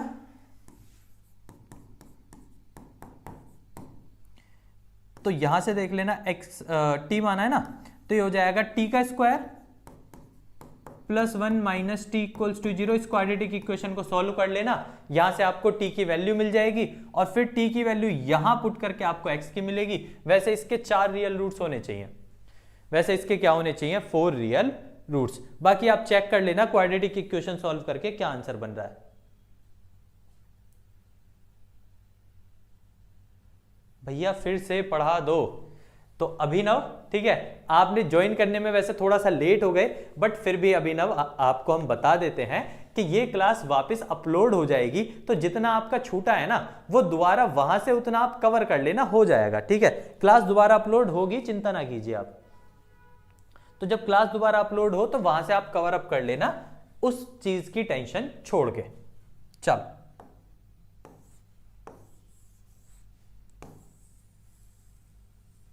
assertions and reasons, चलो assertions and reasons पढ़ते हैं। क्वेश्चन नंबर 19 का आंसर बताना आप, बताओ भाई क्वेश्चन नंबर 19 का क्या आंसर होगा। The value of y is 6 for which the distance between point P and Q is 10। तो कह रहा है y की वैल्यू बताओ, 6 होगी क्या, पूछ रहा है क्या y की वैल्यू 6 होगी अगर इन दोनों के बीच की डिस्टेंस क्या हो, 10। तो आप डिस्टेंस फॉर्मूला लगा के चेक कर लेना, अगर y की वैल्यू वहां पे डिस्टेंस फॉर्मूला लगा के चेक कर लेना, अगर आपकी y की वैल्यू क्या आती है, 6 आती है, तो इसका मतलब आपका अजर्शन सही है। और अगर आपकी y की वैल्यू 6 नहीं आती, इसका मतलब आपके अजर्शन का आंसर गलत है। उसके बाद कह रहा है क्या आपने अजर्शन को इस फॉर्मूले से सॉल्व करा, तो बिल्कुल करा। अब y की वैल्यू 6 भी इसका ऑप्शन ए होगा, क्योंकि एक्चुअल में y की वैल्यू उसकी 6 ही आएगी। आप उसे सॉल्व करके देख लें, वहां से y की वैल्यू आपको 6 मिल जाएगी। ठीक है, तो इसका मतलब है यहां पे आप ये आंसर क्या हो जाएगा, both assertion and reason are true और R is the correct explanation of A. Option number A answer हो जाएगा। अच्छा, ये टर्मिनेटिंग नॉन टर्मिनेटिंग आपके शायद नहीं आ रहे, ठीक है, तो ये टर्मिनेटिंग नॉन टर्मिनेटिंग तो आप रहने ही दें। चलो section B, section B question number 21। अब अगर क्वेश्चन नंबर 21 को आप ध्यान से पढ़ें और जरा ट्राई करें, ठीक है, कोशिश करें करने की, तब आपको पता चलेगा कि एक ट्राइंगल ABC में अगर AD परपेंडिकुलर BC के है और AD का स्क्वायर BD इंटू CD के है, तो कह रहे हैं प्रूव करो ABC राइट एंगल्ड है किस पर, A पर। ABC जो है राइट एंगल्ड है A पर। अब एक काम करते हैं, हमने ABC कोई ट्राइंगल बनाया, A B C। ए से हमने परपेंडिकुलर डाला एडी बीसी पर, ए से हमने डी नाम का कोई परपेंडिकुलर डाला एडी बीसी पर। अब कह रहा है ए राइट एंगल्ड है, ये साबित करो। चलो, जबकि एडी का स्क्वायर यहां लिख देते हैं हम, एडी का स्क्वायर बीडी इंटू सीडी के बराबर है। एडी का स्क्वायर जो है वो किस किस के बराबर है? बीडी इंटू सीडी के। अब एडी के स्क्वायर को मैंने दो टुकड़ों में लिख दिया। क्या मैं इस एडी के स्क्वायर को ऐसे लिख सकता हूं, एडी इंटू एडी? तो यहां मैंने इस एडी के स्क्वायर को दो टुकड़ों में तोड़ के लिख दिया, और वो दो टुकड़े क्या लिखे? AD into AD. तो जब मैंने इसे दो टुकड़ों में तोड़कर लिखा एडी इंटू एडी, ठीक है, उसके बाद मैंने क्या काम किया? उसके बाद मैंने बहुत प्यार से एक छोटा सा काम किया बस, ठीक है। चलो, अगर आपको एबीसी राइट एंगल दिखाना है ए पर, तो इसका मतलब आपको इसे 90 डिग्री दिखाना पड़ेगा ना। और इसे 90 डिग्री दिखाने के लिए आप एक काम तो ये कर सकते हो कि इसमें पाइथागोरस दिखा दो। भाई पाइथागोरस शो कर सकते हो आप, ठीक है। पाइथागोरस शो करने का मतलब क्या है? पाइथागोरस शो करने का मतलब है बीसी के स्क्वायर को आप शो कर दो कि वो किसके बराबर है? ए बी के स्क्वायर प्लस ए सी के स्क्वायर के, ठीक है, ये शो कर दो। अगर पाइथागोरस अप्लाई हो जाती है तो भी तो आप कह सकते हो कि एंगल ए 90 डिग्री है। चलो, इसे शो कर लेते हैं। बीसी के स्क्वायर को मैंने लिख दिया, बीसी को, पूरी बीसी को मैंने दो टुकड़ों में तोड़ा, बीडी प्लस सीडी। तो बीसी को दो टुकड़ों में तोड़ दिया, बीडी प्लस सीडी का whole square equals to A B का स्क्वायर प्लस ए सी का स्क्वायर। अब अगर इसमें आइडेंटिटी आप अप्लाई करते हैं तो ये हो जाएगा B D square plus C D square plus 2BD CD equals to A B का स्क्वायर प्लस ए सी का स्क्वायर, ठीक है। 2BD CD की जगह यहां पे आ जाएगा आपका, ये लिख सकते हो आप AD का स्क्वायर, 2 टाइम्स ऑफ BD और CD की जगह आप लिख सकते हैं उसे AD का स्क्वायर। चलो, ठीक है, ओके।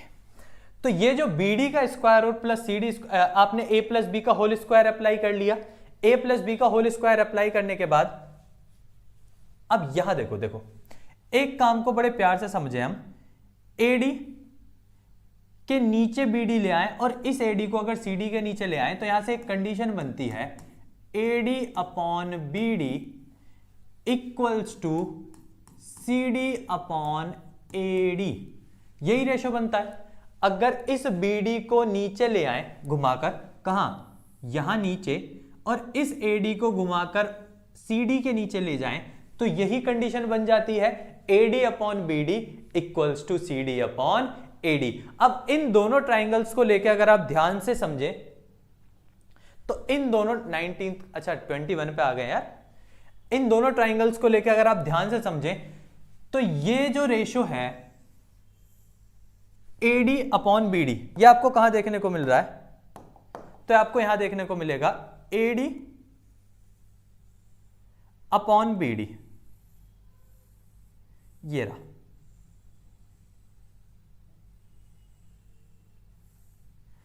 अब वो बराबर है, ठीक है।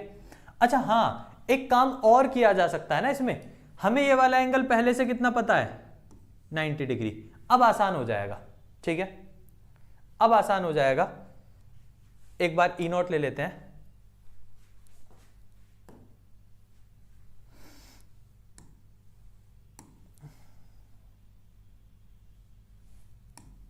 चल जा, आधा तेरा आधा मेरा।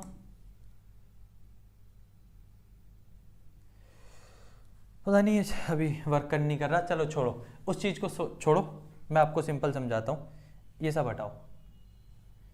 चलो, एक ट्राइंगल था हमारे पास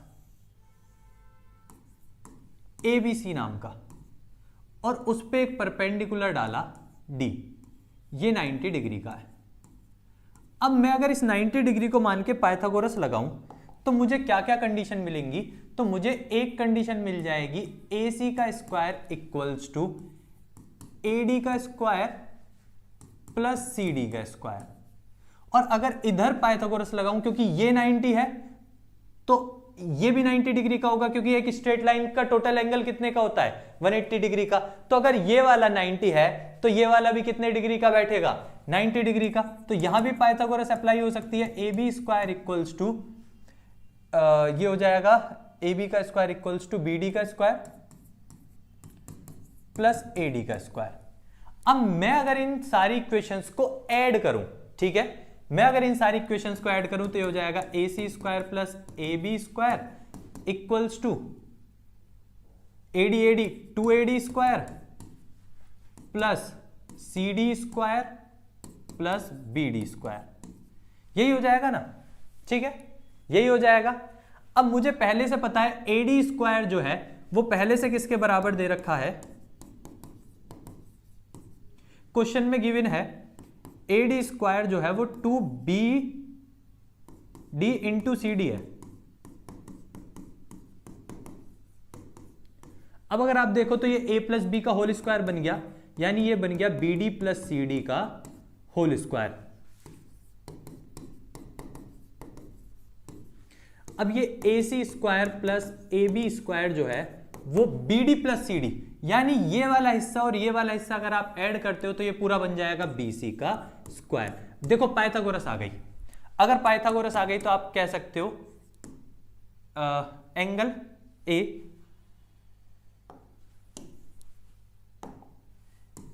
A इक्वल्स टू 90 डिग्री। यही आपसे प्रूव करा रहा था। वहां हमने क्या गलती करी, वहां हमने एक कंडीशन नहीं ली।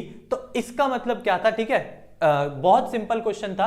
आपको ये पहले से 90 डिग्री दिया हुआ था, तो इस 90 डिग्री को इस्तेमाल करते हुए एक बार पाइथागोरस आपको इस ट्राइंगल में लेनी थी और एक बार पाइथागोरस इस ट्राइंगल में। जब आप दोनों ट्राइंगल में पाइथागोरस लेंगे, एक इक्वेशन ये बनेगी, एक इक्वेशन ये, इन दोनों को आपस में ऐड कर लो,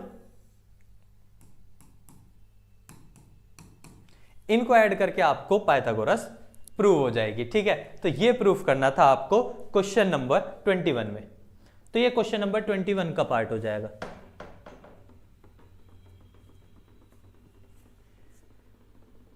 टोटल शॉर्ट्स, मुझे डर लग रहा है भैया, जल्दी जल्दी पढ़ा दो भाई, जल्दी जल्दी के चक्कर में तो क्वेश्चन ही नहीं हो पाएंगे। चल कोशिश करते हैं अभिनव जल्दी जल्दी पढ़ाने की, चिंता ना कर, ठीक है, पक्का इस बार जल्दी जल्दी पढ़ाएंगे। और ये टोटल शॉर्ट्स, ठीक है भैया, मुझे जल्दी से मोटिवेट कर दो।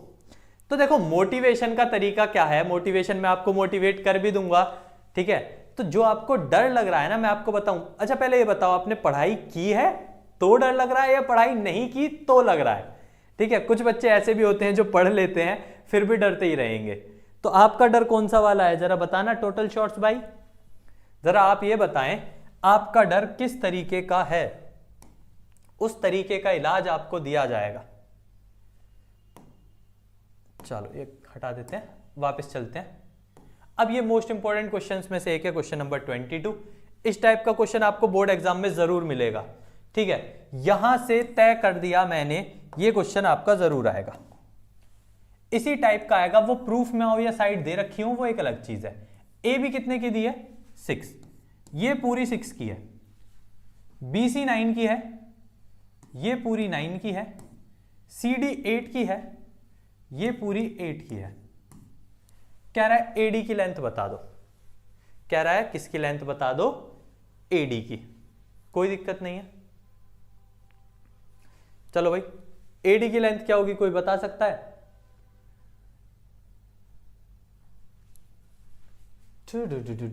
बताना जरा, AD की लेंथ बता दो। इतने में जरा टोटल शॉर्ट्स भाई का कमेंट पढ़ लेता हूं, इतने जल्दी से AD की लेंथ बताओ, क्या आंसर आना चाहिए। मैंने की है पढ़ाई लेकिन ये सोच रहा हूं कैसे क्वेश्चंस आएंगे, तो इसलिए डर लग रहा है। तो अगर आपको इसलिए डर लग रहा है कि आपको ये नहीं पता किस टाइप के क्वेश्चंस आएंगे, तो ऐसा करते हैं, ठीक है, मैं जल्दी जल्दी थोड़ा सा पढ़ा देता हूं आपको, उसके बाद ना मैं आपको बताता हूं एक्चुअल में किस किस टाइप के आएंगे। 5 सेंटीमीटर, 5 सेंटीमीटर, चलिएगा एक आंसर आया हमारे पास, लेंथ AD की 5 सेंटीमीटर आ गई है। और किसी का कोई आंसर?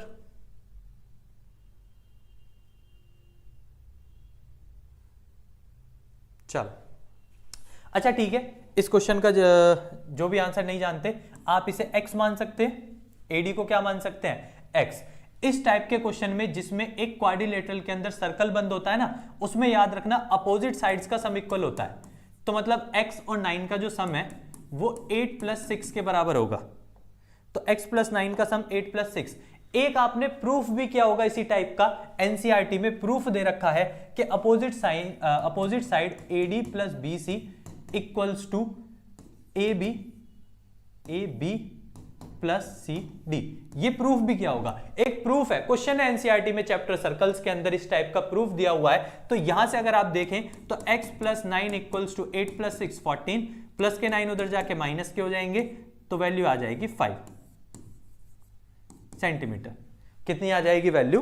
5 सेंटीमीटर। बहुत ईजी है भैया, आपका चैनल तो बहुत डाउन चल रहा है, मैं शोभित भैया की लाइव छोड़ के यहाँ आया हूँ। ठीक है, अगर आप शोभित भैया की लाइव छोड़ के आए हैं तो जरूर ये तो गारंटी है कि मैं आपको यहां से सीख के जाने को तो 100% मिलेगा। अब बात रही उनकी लाइव छोड़ के यहां आने की या चैनल डाउन की, तो एक बात जरूर देख लें, वो कितने सालों से मेहनत कर रहे हैं। आज तो वो इतने बड़े नहीं हो गए ना, कोई भी पौधा उगते ही तो बड़ा नहीं हो जाएगा। अब मेरी जो लाइव है, ठीक है, वो फर्स्ट टाइम है, यहां मैं लाइव फर्स्ट टाइम करने आया हूं या कर रहा हूं कह सकते हो। अब उनका कंटेंट देखा है सबने, ठीक है, ऑलरेडी उन सबको पता है कि किस टाइप से वो कंटेंट बनाते हैं, क्या सारी चीजें हैं। अब हम ग्रोइंग स्टेज में हैं और चिंता ना कीजिएगा आप, ठीक है, आप जैसे भाई लोग का सबका सपोर्ट रहा ना, तो एक दिन उनको भी हो सकता है ये नाम पता चल जाए कि हाँ मेंटोर जी नाम का भी कोई चैनल है। ठीक है, तो टेंशन ना लीजिए, आपको कोई दिक्कत नहीं है। ठीक है, ग्रोइंग स्टेज में होता है यार, कम लोग आते हैं, ठीक है, कोई प्रॉब्लम नहीं है। हमारी काम क्या है? मेहनत करना। हमसे तो एक बच्चा भी अगर कुछ सीख के चला गया तो समझो काम हो गया। भैया मोस्ट इंपॉर्टेंट क्वेश्चंस पढ़ा दो। डेस्ट्रॉयर भाई हाय, ठीक है, नेवर गिव अप। बिल्कुल अभिनव, छोड़ थोड़ी देंगे। ठीक है, आज कम है कोई बात नहीं, उम्मीद करेंगे कल और ज्यादा हो। जैसे आप आए हो तो हो सकता है ना और भी भाई लोग हों जो हमारे, जरूर वहां से यहां पर आए। ठीक है, हमसे भी पढ़ें और हमसे भी सीखें किस तरीके की सारी चीजें हैं। अब शोभित भाई आपको एक और चीज भी बता देते हैं। Thank you thank you thank you. हाँ बिल्कुल, गिव अप तो देखो नहीं करने वाले। ठीक है, मैंने तो उस दिन भी नहीं किया था जिस दिन एक बच्चा पढ़ रहा था और 0 पढ़ रहे थे एक दिन, वो भी समय था, टाइम था जिस एक लाइव में मेरी में 0 वॉचिंग चल रही थी। मैंने तो गिव अप जब भी नहीं किया था, तो गिव अप वाला तो सवाल ही नहीं उठता। ठीक है, गिव अप करना होता तो जिस दिन 0 देखे थे उसी दिन डिमोटिवेट हो जाते। चलो अच्छा ठीक है, मैं सबको ज्वाइन कर रहा हूं। ठीक है, थैंक यू वैसे आपके इस सपोर्ट के लिए बहुत ज्यादा। ठीक है, आप सबका सपोर्ट ही हमें बहुत ऊपर ले जा सकता है। ठीक है, बाकी हमारा काम मेहनत करना है, आपको ज्यादा से ज्यादा चीजें जरूर देंगे। अब ठीक है, अब आप ये समझ लो कि इस टाइप का क्वेश्चन, अभिनव ने कहा ना मोस्ट इंपॉर्टेंट पढ़ा दो, तो अभिनव ये वाला जो क्वेश्चन है ना, ये एनसीईआरटी में सर्कल्स चैप्टर है ना, एक्सरसाइज 10.2 का क्वेश्चन नंबर 8 है और 9 है। ये दोनों ही मोस्ट इंपॉर्टेंट क्वेश्चन है जो कि इसी कंडीशन पर बेस्ड है। 8 और 9 इस तरीके से आपका दिया हुआ होगा। ठीक है, आप सबने बल्कि इवन किया भी होगा। 9th क्वेश्चन इस तरीके से दिया हुआ है कि 2 पैरेलल लाइंस है, और ठीक है छोड़ो ये वाला नहीं है, 2 पैरेलल लाइंस है, ऐसे सर्कल जा रहा है, उस सर्कल में ये आप एक लाइन ऐसे उसको क्रॉस कर रही है। ठीक है, यहां पे कहीं सेंटर है, सेंटर से ये वाली लाइन इसको ज्वाइन करेगी, इसको ज्वाइन करेगी। आपको प्रूफ करना है ये वाला एंगल 90 डिग्री है। तो ये क्वेश्चन नंबर 9 दिया हुआ है, ये दोनों ही इंपॉर्टेंट है। एक फिगर क्वेश्चन नंबर 8 की आपको ऐसी देखने को मिलेगी सर्कल्स में, और ये 9th आपको ऐसी। और रही मोस्ट इंपॉर्टेंट बताने की या मोस्ट इंपॉर्टेंट क्वेश्चंस कराने की, तो ज्यादातर क्वेश्चन आपके एनसीईआरटी से ही आने वाले हैं। एनसीईआरटी का आपको एक एक क्वेश्चन या कह लो एक एक पॉइंट पता होना चाहिए कि एक्चुअल में कौन सा पॉइंट कहां दिया हुआ है। और आप सभी को जिसको जो भी चैप्टर या जो भी टॉपिक या जिस भी किसी भी चीज में दिक्कत है, आप बता दें, मैं आपको अभी समझा दूंगा, वरना प्लेलिस्ट भी डली हुई है चैनल पे, आप जाके पढ़ लें एक बार। ठीक है, आप कहाँ रहते हो सर? हम आप सबके दिल में, ठीक है। हमारा प्यार मोहब्बत सब चीज आपसे है, तो हम आपके दिल में रहते हैं। अगर वहां बस गए तो समझो सब जगह चले जाएंगे। तो टोटल शॉट्स भाई, हाँ, determination and hard work leads to success, बिल्कुल डेस्ट्रॉयर भाई, ठीक है। थैंक यू आप सबका, बिल्कुल इसी तरीके से हार्ड वर्क मैं करता रहूंगा। और आप सबके लिए ना देखो, इस बार तो मुझे और कम टाइम मिला। एक्चुअल में क्या था ना, चैनल की वजह से थोड़ा सा ऐसा था कि प्लेलिस्ट का भी ध्यान रखना है, सारी चीजों का ध्यान रखना था, तो इस वजह से इस बार तो फिर भी कम टाइम मिला। लेकिन ये एक शर्त है, गारंटीड है, आप नेक्स्ट ईयर 11th में आओगे ना, तो आप आके मैसेज करके खुद बताना कि हमें ये चीजें ऐसे पढ़नी है, ऐसे समझनी है, आपके लिए जरूर लेकर आएंगे। और हाँ, 11th और 12th में आप में से जो भी मैथ्स लेने के चांसेस जिसके हैं, उनके लिए तो बहुत बड़ी खुशखबरी लेके आएंगे, कुछ बहुत बढ़िया लेके आएंगे, ठीक है। ऐसा लेकर आएंगे शायद ही आपको कहीं पे मिलेगा, ये मेरा ऐसा मानना है कि मैं पूरी उस पे वैसे वर्क कर रहा हूं, बट आपको मिल जाए, ठीक है। चलो, तो क्वेश्चन नंबर 22 हो गया। चलिए अब क्वेश्चन नंबर 23। अब बहुत ज्यादा बच्चों को देखने में ऐसा लगेगा कि यार क्वेश्चन नंबर 23 नहीं आ सकता, या इस टाइप का क्वेश्चन हमने नहीं पढ़ा। बट मैं बता दूं, इस टाइप का क्वेश्चन आपने पढ़ा है। आप एक क्वेश्चन पढ़ के आएंगे जिसमें साइन a प्लस बी दे रखा होगा 1/2 या कुछ इस तरीके से, cos a प्लस बी या cos a माइनस बी या साइन a माइनस बी, ऐसे करके आपको दो चीजें देता था, ठीक है। जैसे साइन a प्लस बी दे देगा 1/2 और साइन a माइनस बी दे देगा, a माइनस बी दे देगा 1/√2। तो ये इस तरीके से दो कंडीशन दे देता था और आपसे मांगता था वैल्यू a की और b की। ये बिल्कुल उसी टाइप का क्वेश्चन है। तो इस टाइप का क्वेश्चन तो आपने पढ़ा है, बट आपने क्या नहीं पढ़ा? आपने ये नहीं पढ़ा एक तरफ tan हो और एक तरफ cot हो, यानी एक तरफ ट्रिग्नोमेट्रिक टेंजेंट की इस्तेमाल की जा रही है और एक तरफ कोटेंजेंट की यानी cot की इस्तेमाल की जा रही है। अब इनको देखो जरा, कभी भी आपका ऐसा होना कि दोनों अपोजिट दे रखे हो, यानी एक आपको tan हो और एक आपको cot दिया हो, a-18 डिग्री। अब अगर दोनों वैल्यू आपको अपोजिट दे रखी है ना, यानी एक tan और एक cot दिया है, तब आप इसे tan या इसे cot बना सकते हो, किसी भी एक को आप चेंज कर सकते हैं। तो tan को कैसे चेंज कर सकते हैं cot में? तो एक आइडेंटिटी है, मैं आपको साइड में लिख देता हूं, cot 90 minus theta is equals to tan theta. ये आपको नेक्स्ट ईयर बहुत बेहतरीन तरीके से समझाई जाएगी। इस साल शायद आपको किसी ने समझाई हो या नहीं समझाई हो, क्योंकि कुछ लोगों का ये था कि ये कट गया है तो नहीं बताएंगे, ठीक है। तो इस तरीके से, बट आप याद रखना कि tan का किसी भी एंगल को ना कैसे लिखा जा सकता है, cot 90 माइनस करके लिखा जा सकता है। तो यहां tan का एंगल क्या है? 2a। तो इस tan के एंगल 2a को मैं cot 90 माइनस करके लिख सकता हूं। कैसे लिख सकता हूं? cot 90 माइनस करके। अब अगर आप देखो तो दोनों cot है, तो cot से cot कैंसिल हो जाएगा। 90 माइनस 2a किसके बराबर हो जाएगा? a minus 18 degree. ये 90 भी डिग्री ही है। अब इस इक्वेशन को आपको सॉल्व करना है, तो 18 इधर आके प्लस का हो जाएगा, 2a उधर जाके प्लस का हो जाएगा। तो ये कुछ इस तरीके से बनेगा, 108 इक्वल्स टू 3a, 108 डिग्री। 3 से काटेंगे तो ये हो जाएगा 36। तो मतलब a की वैल्यू कितनी आ रही है? a की वैल्यू आ रही है 36 डिग्री। तो जो आपके क्वेश्चन ने मांगा था वैल्यू ऑफ a, तो a की वैल्यू आपकी टोटल कितनी आ रही है? तो a की वैल्यू आपकी 36 डिग्री आ रही है। तो ये वैल्यू हो जाएगी आपकी, ठीक है। चलो, तो ये वैल्यू हो गई। Out of syllabus, out of syllabus नहीं कह सकते। एक बात मैं आपको बता दूं, अगर उन्होंने आपको एक्चुअल में ऐसा क्वेश्चन दे दिया ना पेपर में, तो आप ये साबित करते रह जाओगे कि ये आउट ऑफ सिलेबस है।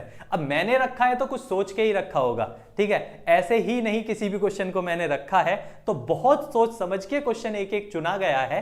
तो इस बात का तो बिल्कुल ध्यान रखिएगा कि इस टाइप का अगर क्वेश्चन दिया गया तो आप ये कह ही नहीं पाओगे ये आउट ऑफ सिलेबस है, क्योंकि क्वेश्चन बनाने का तरीका जो उन्होंने लिया है ना, ठीक है, जिस पोर्शन से ये उठाया है, वो तो ये कह देंगे कि आपको पढ़ना चाहिए था, ठीक है, तो इसलिए ध्यान रखना, इसीलिए तो बताया है क्वेश्चन, ध्यान रखना, ठीक है। चलो, आउट ऑफ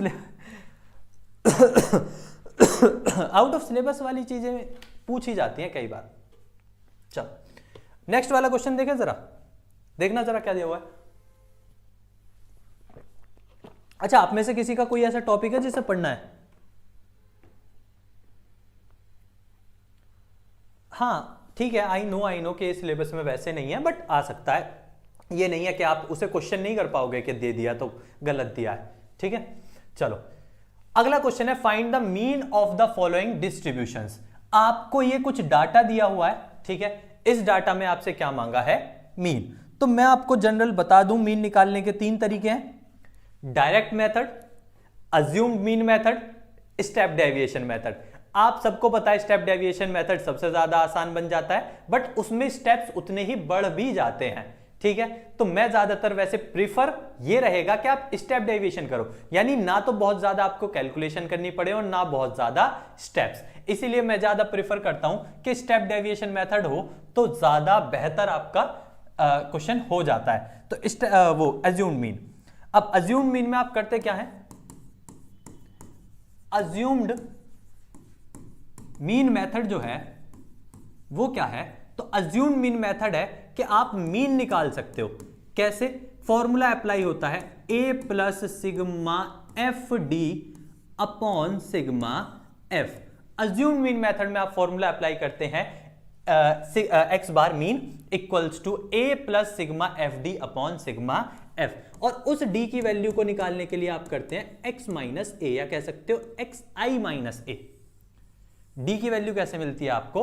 xi माइनस ए से।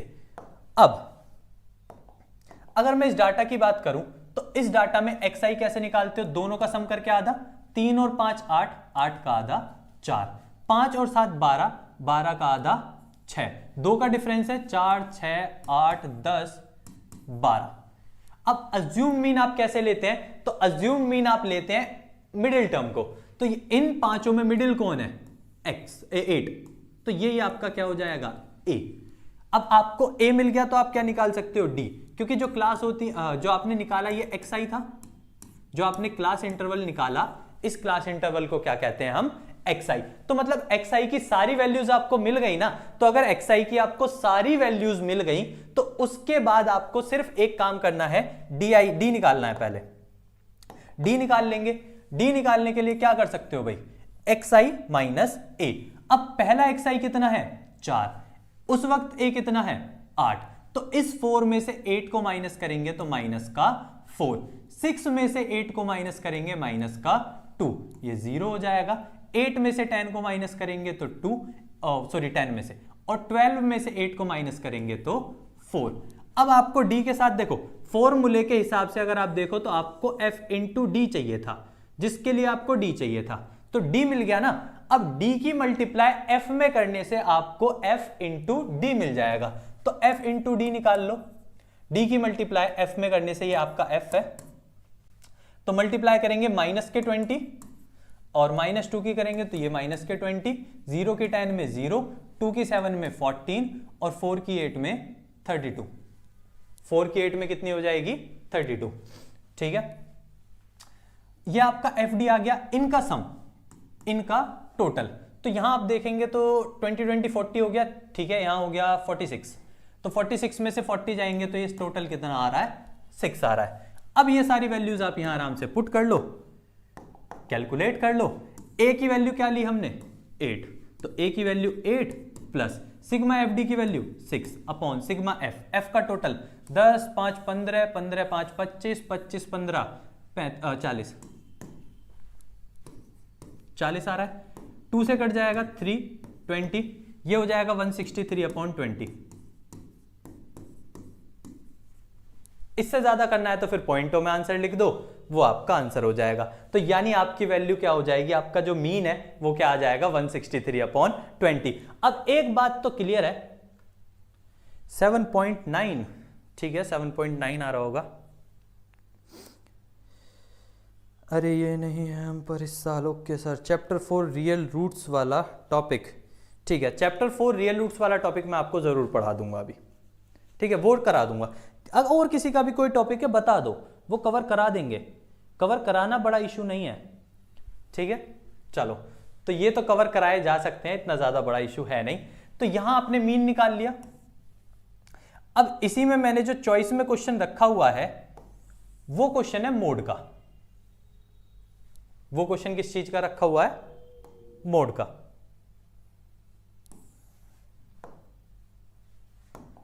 अब मोड के क्वेश्चन में क्या है, आपको फॉर्मूला मेन है, फॉर्मूला पता होना चाहिए। तो मोड का फॉर्मूला क्या होता है?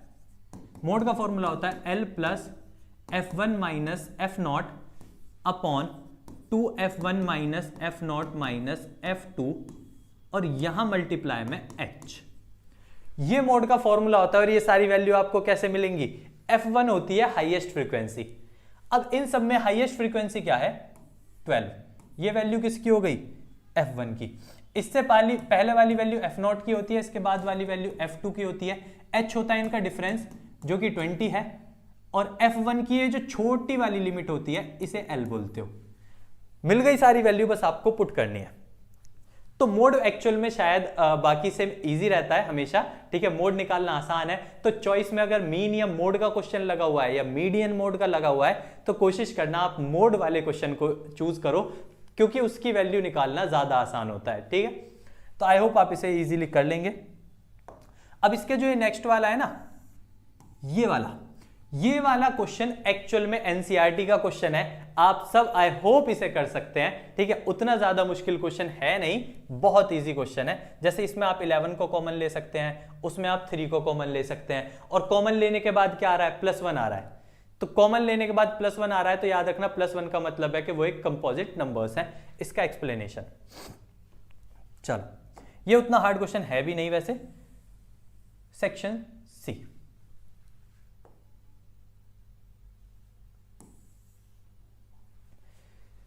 The sum of 4 consecutive numbers in AP is. अब ये हुआ एपी का one of the best questions. क्यों? क्योंकि ये आपको एनसीईआरटी में भी देखने को नहीं मिलेगा। आप में से किसी ने आरडी शर्मा अगर अच्छे से पढ़ी होगी ना तो उसको देखने को मिल सकता है। तो बताओ जरा question number 26, please recap me case based questions from chapter 12। भैया चैप्टर 13 करवा दो।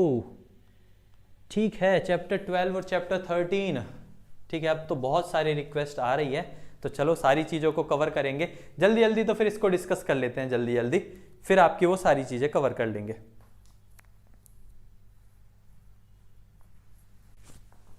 अब बात कर लेते हैं क्वेश्चन नंबर 26 की। अब क्वेश्चन नंबर 26 क्या है कि 4 कंसेक्यूटिव नंबर्स हैं। अब जब भी आपको ऐसा क्वेश्चन दिया जाए ना कि किसी एपी के आपको 4 कंसेक्यूटिव नंबर्स लेने हैं, तो एक चीज बड़ी क्लियर दिमाग में रखना कि उस एपी से कंसेक्यूटिव नंबर्स आपको इस तरीके से लेने हैं कि उनके पहले और बाद की चीजें आपस में एक दूसरे को बैलेंस कर सकें। कैसे? एपी होती है ए से स्टार्ट, ए प्लस डी, फिर आती है ए प्लस 2d, फिर पीछे की तरफ चलो तो आती है a माइनस डी। एपी पीछे भी जा सकती है, ठीक है, याद रखना। यहां पीछे जाओगे तो a माइनस 2d। अब आपको कितनी टर्म्स चाहिए? 4। तो देखो, ना तो इन चारों को लेने में फायदा है ना ऐसे 4, तो ऐसे कोई भी टर्म 4 लेने में आपको फायदा नहीं है। आप क्या करो, इसे एक और पीछे लेके जाओ, a माइनस 3d, इसे एक और आगे लेके जाओ, a प्लस 3d। अब इस तरीके से ले लो 4 terms, a plus 3d, a minus D, a plus D, a plus 3d, एक छोड़ के। यानी हर बार एक टर्म को छोड़ के ले लो।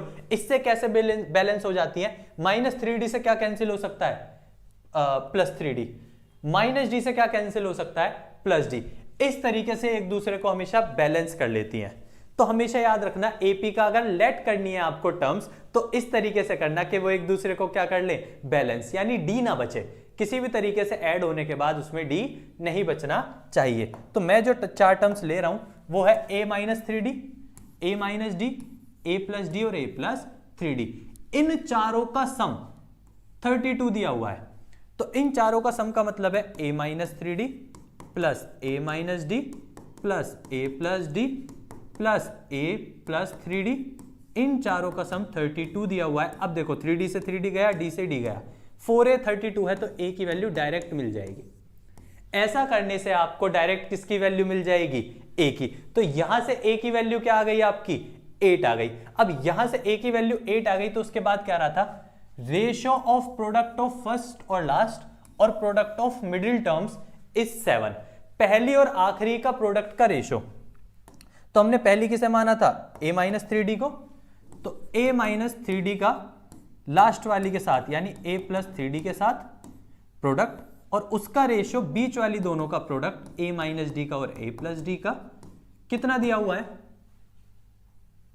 7/15। a की वैल्यू आपको पहले से पता है, a की वैल्यू कितनी है? 8। पुट करके वहां से d की वैल्यू निकालनी है, बस पुट करके यहां से किसकी वैल्यू निकालनी है? d की। इतना काम आपको करना है, ठीक है। क्वेश्चन मैंने आपको समझा दिया, इतना काम आपका है कि यहां से पुट करके किसकी वैल्यू निकाल लेना? d की। सब भाइयों सर के कमेंट्स बढ़ाओ प्लीज, बहुत मेहनत करते, और सब्सक्राइब भी करो, लाइक, ठीक है। देखिए टोटल शॉट्स भाई, कमेंट्स और लाइक्स का, सब्सक्राइब का, इन सब चीज़ों का, ठीक है, थैंक यू आपने इसके लिए, वैसे आपका बहुत बहुत धन्यवाद कि आपने ये बोला।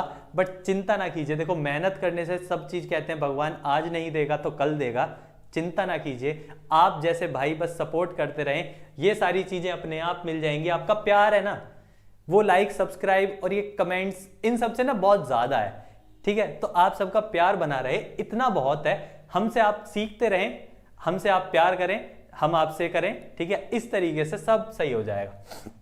चलो, तो ये क्वेश्चन इस तरीके से हो जाएगा।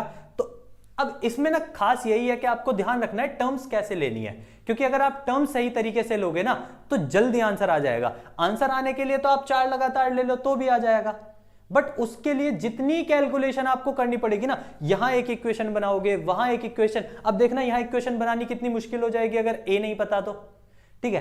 तो इस तरीके से चलना है कि हमारे लिए चीजें क्या हो, सुलझ है, उलझाना नहीं है उन चीजों को। तो इस तरीके से क्वेश्चन कर लेना, ठीक है।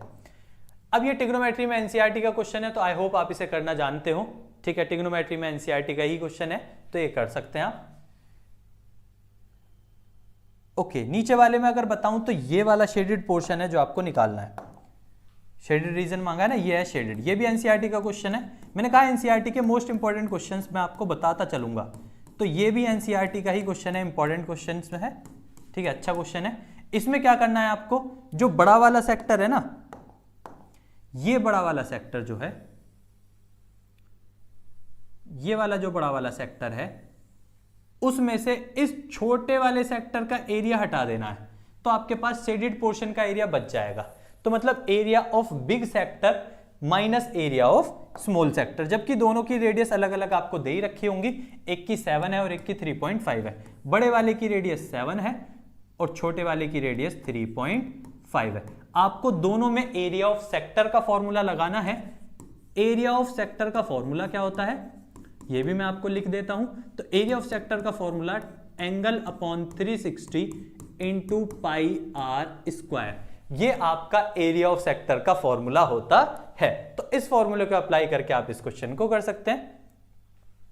चलिए, अब ये फिर से मोड का क्वेश्चन आ गया, ठीक है। तो मोड का क्वेश्चन मैंने अभी डिस्कस किया है, तो ये भी उसी टाइप से हो जाएगा। कैसे हो जाएगा मोड के क्वेश्चन के लिए, क्या फॉर्मूला होता है, अभी बताया मैंने। तो मोड के लिए फॉर्मूला होता है L plus F1 minus F0 upon 2F1 minus F0 minus F2 into H। इस फॉर्मूले के अकॉर्डिंग बस आप वैल्यू ढूंढ लो कि आपको जिन जिन वैल्यू की जरूरत है वो आपको कैसे कैसे मिल सकती है। तो इन वैल्यू को ढूंढने के लिए देखो F1 आता है सबसे पहले। F1 होती है हाईएस्ट फ्रीक्वेंसी। तो बताना जरा फ्रीक्वेंसी में हाईएस्ट कौन है। तो अगर आप सारी फ्रीक्वेंसी को ध्यान से देखो तो इसमें हाईएस्ट कौन है, 17। तो ये आपका F1। F1 से पहले वाली टर्म F0, F0 के बाद वाली टर्म F2। तो तीनों टर्म F1, F0, F2 मिल गई। अब जो F1 था जिससे स्टार्टिंग करी उसकी पहले वाली वैल्यू लोअर लिमिट L होती है, ठीक है। उसके बाद आपको क्या चाहिए, H होता है इनके बीच का डिफरेंस। 16 से 20 तक कितने का डिफरेंस है, 4 टर्म्स का, तो इसका मतलब H क्या हो गया, 4। अब इन सारी वैल्यूज को आपको सारी मिली गई हैं, इन सारी वैल्यूज को बस आप फॉर्मूले में एक बार पुट करके कैलकुलेट कर दो, और कैलकुलेट करते ही मजा आ जाएगा, ठीक है, क्योंकि कैलकुलेट हो गया तो मतलब आंसर आ गया, 4 नंबर पक्के हो जाएंगे, 3 या जितने में भी दिया। चलो, तो ये तो मैंने आपको अभी बताया ही था, ठीक है। अब ये भी आप कर ही सकते हैं, वैसे रेशो का क्वेश्चन है। अच्छा, रेशो के क्वेश्चन में एक चीज खास है, एक चीज खास होती है, मैं आपको बताऊं।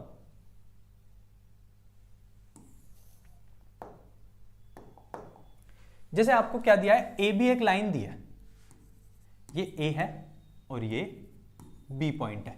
ए पॉइंट दिया है 2,3, बी पॉइंट दिया है 6,-3।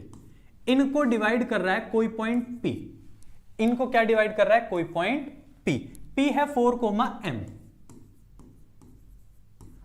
आपसे कह रहा है m की वैल्यू बताओ, फाइंड द रेशो इन विच, पहले रेशो मांगा और फिर m की वैल्यू। अब जब भी आपको क्वेश्चन में कभी भी रेशो निकालना है तो हमेशा रेशो लेना k/1। Let the ratio B k/1, यानी अगर आप एक m और n नहीं लेना, देखो 2 वेरिएबल ले लोगे तो वही बात है ना, जितने वेरिएबल बढ़ जाएंगे उतनी ही ज्यादा प्रॉब्लम्स आएंगी। तो ऐसे क्वेश्चन में, रेशो वाले क्वेश्चन में, और रेशो वाला क्वेश्चन बोर्ड के लिए आ सकता है, फिर बता रहा हूं आ सकता है पूरा पूरा, तो बोर्ड वाले क्वेश्चन है तो उसे समझो। तो रेशो आपको लेना है k/1, एक ही वेरिएबल लेना है, 2 वेरिएबल की जरूरत नहीं है। और फिर वो फॉर्मूला लगाना जो p वाली वैल्यू में दी हो, यानी आपको x टर्म दी है तो आप x वाला ही फॉर्मूला लगाओ, ठीक है। अब x वाला फॉर्मूला लगाओगे तो सेक्शन फॉर्मूला होता क्या है, तो सेक्शन फॉर्मूला होता है x इक्वल्स टू पहला वाला रेशो kx2 प्लस बाद वाला रेशो x1 अपॉन k+1। अब x की वैल्यू 4 दी हुई है, k, x2 की वैल्यू 6 दी हुई है, 6k हो जाएगा, और x1 की 2 दी हुई है तो प्लस का 2 हो जाएगा अपॉन k+1 हो जाएगा। इधर आएगा तो ये 4k+4 हो जाएगा और ये 6k+2 हो जाएगा। कैलकुलेट करेंगे तो वैल्यू आ जाएगी k की 1, k की वैल्यू क्या आ जाएगी 1। तो आपको ये रेशो कितना मिल गया, तो आपको ये रेशो कितना मिल गया 1। अब अगर आपको m की वैल्यू चाहिए तो सेक्शन फॉर्मूला y में लगा लो, यानी अब फॉर्मूला लग जाएगा y my2 sorry my2 plus ny1 upon m plus n। इस बार y वाला फॉर्मूला लगा लो, यानी y वाला सेक्शन फॉर्मूला लगा लो, तब आपको किसकी वैल्यू मिल जाएगी, m की। तो याद रखना, रेशो का क्वेश्चन करने के लिए पहले लेना पड़ेगा k/1, और ये फॉर्मूला उसमें लगाना है जो वैल्यू आपको दी जाए। जैसे p में अगर x दिया है तो x में लगाना है, y दिया है तो y में। इस तरीके से क्वेश्चन करना है, ठीक है।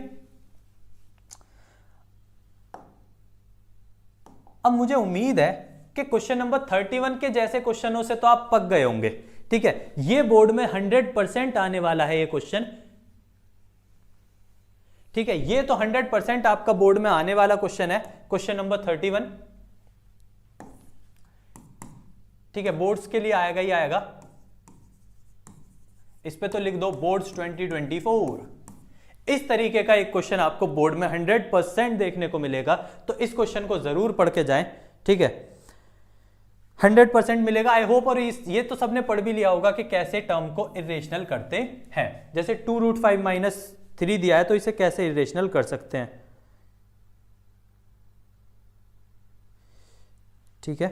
चलो, थैंक यू भाई, जो भी हैं ये यशी बाजपेयी जी, थैंक यू, आपका बहुत बहुत धन्यवाद, ठीक है, कमेंट के लिए। हाय, राधे राधे सर, बिल्कुल आलोक राज जी, ठीक है, राधे राधे राधे राधे। ये तो नाम ही इतना प्यारा है यार, इसे बोलने से तो सारी एनर्जी सब वापस आ जाता है। हाय सर, बिल्कुल हाय हाय, ठीक है, चलिएगा।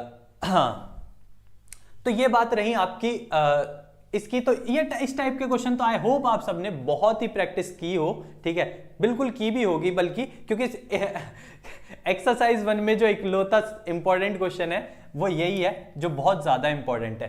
उसके अलावा एचसीएफ और एलसीएम वाले यानी प्राइम फैक्टराइजेशन वाले क्वेश्चन भी आ जाते हैं।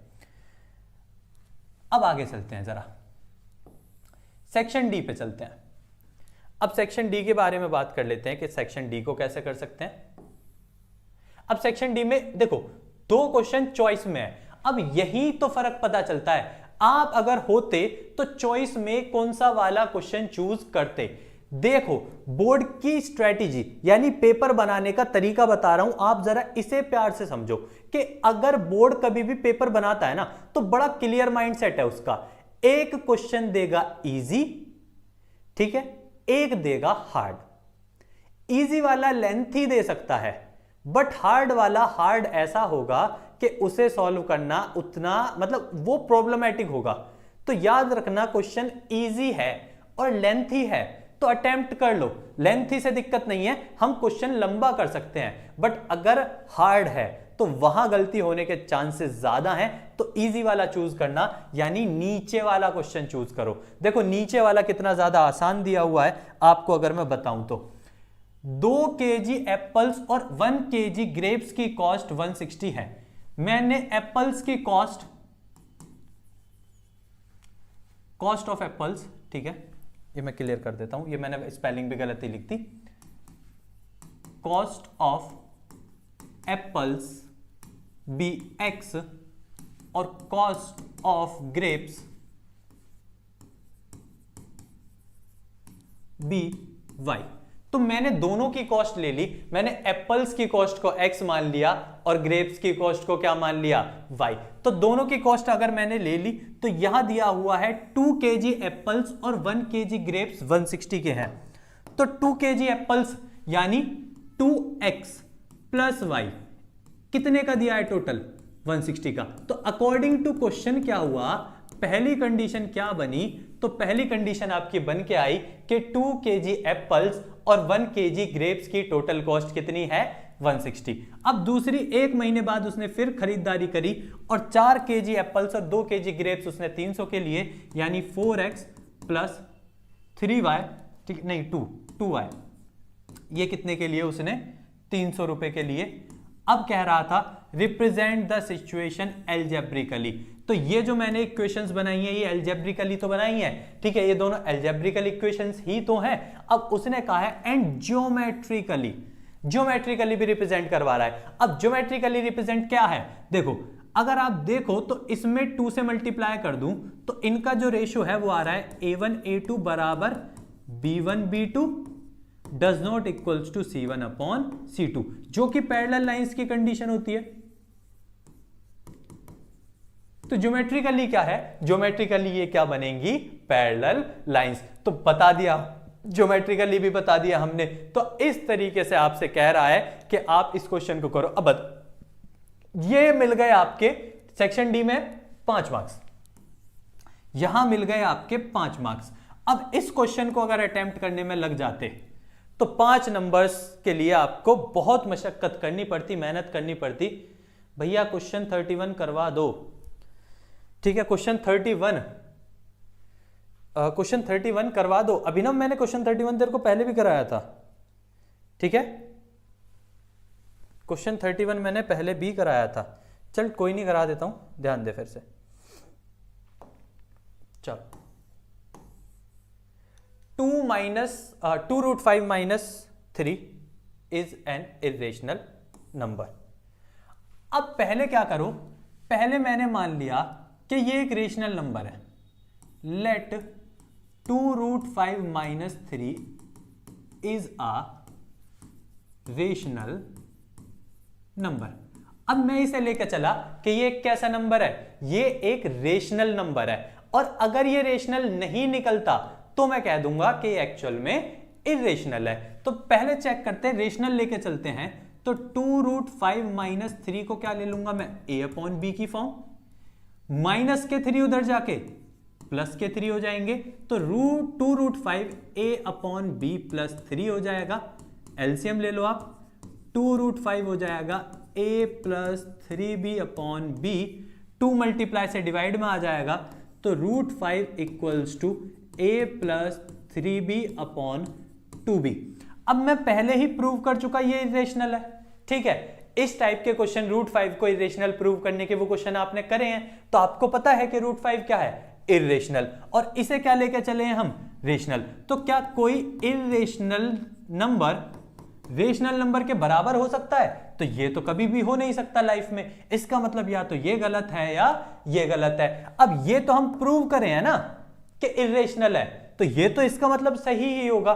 तो मतलब क्या गलत है, ये गलत है, यानी हमने गलत अजम्पशन की है कि ये कैसा नंबर होगा, रेशनल। एक्चुअल में ये रेशनल नंबर नहीं होगा। तो यहां लिख सकते हो आप, hence our assumption is wrong,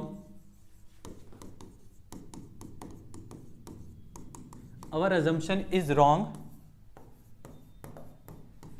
it is an irrational number। यानी हमारी मान्य गलत है, हमने इसे गलत अज्यूम किया है, जबकि ये एक कैसा नंबर है, एक इरेशनल नंबर है। हमने इसे गलत रेशनल लिया है, ठीक है। तो ऐसे हो जाएगा अभिनव, ठीक है, इस तरीके से हो जाएगा क्वेश्चन नंबर 31। चलो 33 है, ठीक है। 33 एनसीईआरटी का क्वेश्चन है, सर्कल्स का, एक बार डिस्कस कर लेते हैं।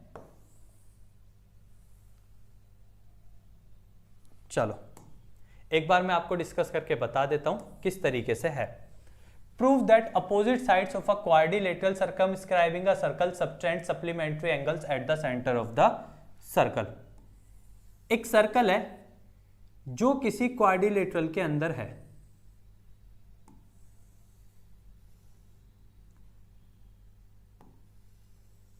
जो किसी क्वाड्रिलेटरल के अंदर है, ठीक है।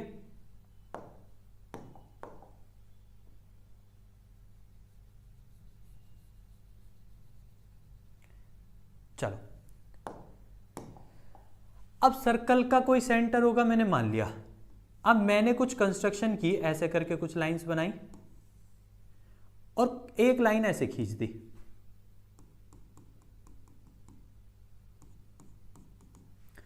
ऐसे खींच दी। अब अगर आप देखोगे तो ये डिफरेंट डिफरेंट एंगल्स बन गए। तो हम इस क्वेश्चन को कैसे करते हैं, तो ऐसे कर सकते हैं इसे angle 1, angle 2, angle 3, angle 4, angle 5, angle 6, angle 7, angle 8। आप जानते हो इन 8 एंगल्स ने मिलाकर एक कंप्लीट सर्कल कर लिया।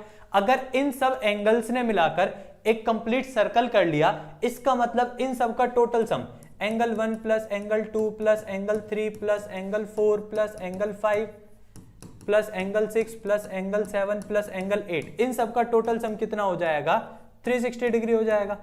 यही तो बात हुई। अगर इन सब ने मिलकर क्या कर लिया, एक सर्कल को कंप्लीट कर लिया, तो इन सब का टोटल सम कितना हो जाएगा, 360 डिग्री। अब मैं जानता हूं ये वाली जो लाइन खींची है, इसमें ये वाली टेंजेंट इसके बराबर है, तो 2 3 के बराबर है, 8 7 के बराबर है, 4 5 के बराबर है, 7 6 के बराबर है। तो उसी कंडीशन से मैंने क्या लिया, तो मैंने बराबर ले लिए, इसे क्या क्या ले लिया, 2 7 5 और 6 ले लिए सारे। तो 2 से 360 को काट दोगे 180 टाइम्स। अब एंगल 2 प्लस एंगल 7 को अगर आप देखो तो ये वाला कंप्लीट एंगल बन रहा है, और एंगल 5 और एंगल 6 को देखोगे तो ये वाला कंप्लीट एंगल बन रहा है। मतलब एक ये एंगल बन रहा है और एक ये। आपको यही तो साबित करना था कि सेंटर पे बनने वाले अपोजिट एंगल्स का सम कितना होता है, 180। यही तो कह रहा था क्वेश्चन, अपोजिट साइड्स पर बनने वाले सेंटर पर एंगल जो होते हैं सर्कल के, वो कितने होते हैं, सप्लीमेंट्री, यानी 180 डिग्री के। तो आपने साबित कर दिया कि अपोजिट एंगल्स जो होते हैं, ठीक है, सेंटर पे बनने वाले अपोजिट एंगल्स, उनका सम कितना होता है, 180 डिग्री होता है। मात्र 2 लाइन में क्वेश्चन खत्म हो जाएगा अगर आप इस तरीके से करते हैं। आई होप आपने, मुझे पता है आपने इस क्वेश्चन को किसी और मेथड से सीखा होगा, बट एक बार इसे समझने की कोशिश करें, 2 लाइन में क्वेश्चन क्या हो जाएगा, खत्म। ना कोई झंझट, ना कोई परेशानी, खत्म।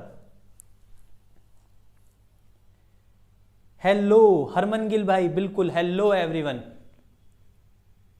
भैया लाइव कब तक चलेगी? देख अभिनव, चलाने का मूड तो बहुत देर तक का है, बट मुझे उम्मीद है कि तुम इतना पढ़ नहीं पाओगे अभी। तो कोशिश करेंगे जल्दी से जल्दी, जितनी जल्दी ये खत्म हो जाए, ठीक है। चलो और लॉन्ग में कैसे क्वेश्चंस आ सकते हैं, तो देखो और लॉन्ग में इस तरीके के क्वेश्चंस आ सकते हैं, the angle of depression of top. अच्छा ठीक है, ये तो एक इस टाइप का क्वेश्चन आएगा ही आएगा, तो इस टाइप का क्वेश्चन भी आपको आना चाहिए। वैसे नीचे वाला ऑप्शन वाला ज्यादा इजी है, ये कर सकते हो आप। टू पोल्स हैं इक्वल हाइट्स के जो अपोजिट खड़े हैं एक दूसरे से, रोड के 80 मीटर वाइड की रोड है, एक 30 डिग्री एक 60 डिग्री पे खड़ा है, मतलब ये एक रोड है, ठीक है। Two poles of equal height are standing opposite to each other on a road. Road के अपोजिट पे दो पोल्स खड़े हैं इक्वल हाइट के, यानी अगर इसकी हाइट h है तो इसकी भी हाइट h होगी। रोड 80 मीटर की है, चलो वो भी देखेंगे। बीच में से कहीं खड़े होकर उसने देखा होगा, एक पे एंगल 30 डिग्री बना दिया होगा, एक पे एंगल 60 डिग्री बना दिया होगा। मैंने अगर इस वाले को x ले लिया तो टोटल रोड 80 मीटर की थी, तो ये 80 माइनस x की हो जाएगी। बस एक बार इस वाले ट्राइंगल में लगा लो tan थीटा, एक बार इस वाले में, और x और h में क्या कितनी इक्वेशन बन जाएंगी, दो। उन दोनों इक्वेशंस को आपस में सब्स्टिट्यूट या एलिमिनेशन मेथड से सॉल्व कर लो, आपको वैल्यू मिल जाएंगी, ठीक है। तो आई होप ये तो इजी क्वेश्चन है, आप कर सकते हो।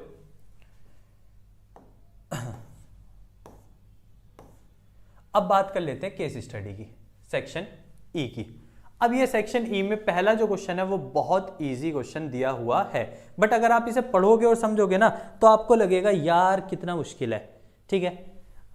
केस स्टडी हमेशा थोड़ी सी अजीब लगती है बट उतनी ज्यादा भी नहीं होती, तो ज्यादा हार्ड नहीं है, बस प्यार से पढ़ो, उसे एक बार रीड करो। मैक्सिमम प्रॉफिट है किसी भी ऑटो मोबाइल मैन्युफैक्चरर का जो 300 कार हर दिन बनाता है। द प्रॉफिट, कितना प्रॉफिट कमा लेता है वो, minus X square plus 350x minus 6600। px is the profit 1000 rupees में, x is the number of automobile made और सोल्ड, ठीक है। Answer the following question based on this model. When no car are produced what is the profit. अगर कोई भी car produce नहीं होगी तो कह रहे हैं कितना प्रॉफिट होगा या लॉस होगा। तो अगर कोई भी कार प्रोड्यूस नहीं हुई तो उसने कहा है नंबर ऑफ कार्स x है, x है, x है नंबर ऑफ कार्स, तो नंबर ऑफ कार्स यानी x 0 है और px प्रॉफिट है। तो पहले कुछ पार्ट में कह रहा है अगर x 0 होगा तो बताओ px कितना होगा। तो अगर आप px निकालोगे x 0 रख के तो आएगा -6600, मतलब उसे प्रॉफिट नहीं होगा, उसे लॉस होगा, और लॉस भी कितने का होगा, 6600 का, तो इतने का उसे लॉस हो जाएगा। What is break even point. Zero profit point is called break even point, यानी जब प्रॉफिट क्या हो जाए, जीरो, उस पॉइंट को क्या कहते हैं, ब्रेक इवन पॉइंट कहते हैं। तो मतलब आपसे मांग रहा है कि जब px 0 हो जाए, प्रॉफिट 0 हो जाए, तो मतलब सेकंड पार्ट में आपसे क्या करा रहा है कि px को 0 रख लो, इक्वेशन ऐसे ही रहने दो जो है, x की वैल्यू मांग रहा है आपसे, क्वाड्रेटिक बन गई। इस क्वाड्रेटिक को सॉल्व करके आपसे किसकी वैल्यू मांगी है, x की, तो आपसे x की वैल्यू मांगी है। व्हाट इज द प्रॉफिट और loss if 175 cars are produced. अगर नंबर ऑफ कार्स कह रहा है इस पार्ट में, अगर नंबर ऑफ कार्स 175 हो जाए, मतलब x की वैल्यू 175 हो जाए, तो कह रहा है px कितना होगा। तो यहां पे 175 पुट कर लो x को, माइनस 175 का whole square plus 350 into 175 minus 6600।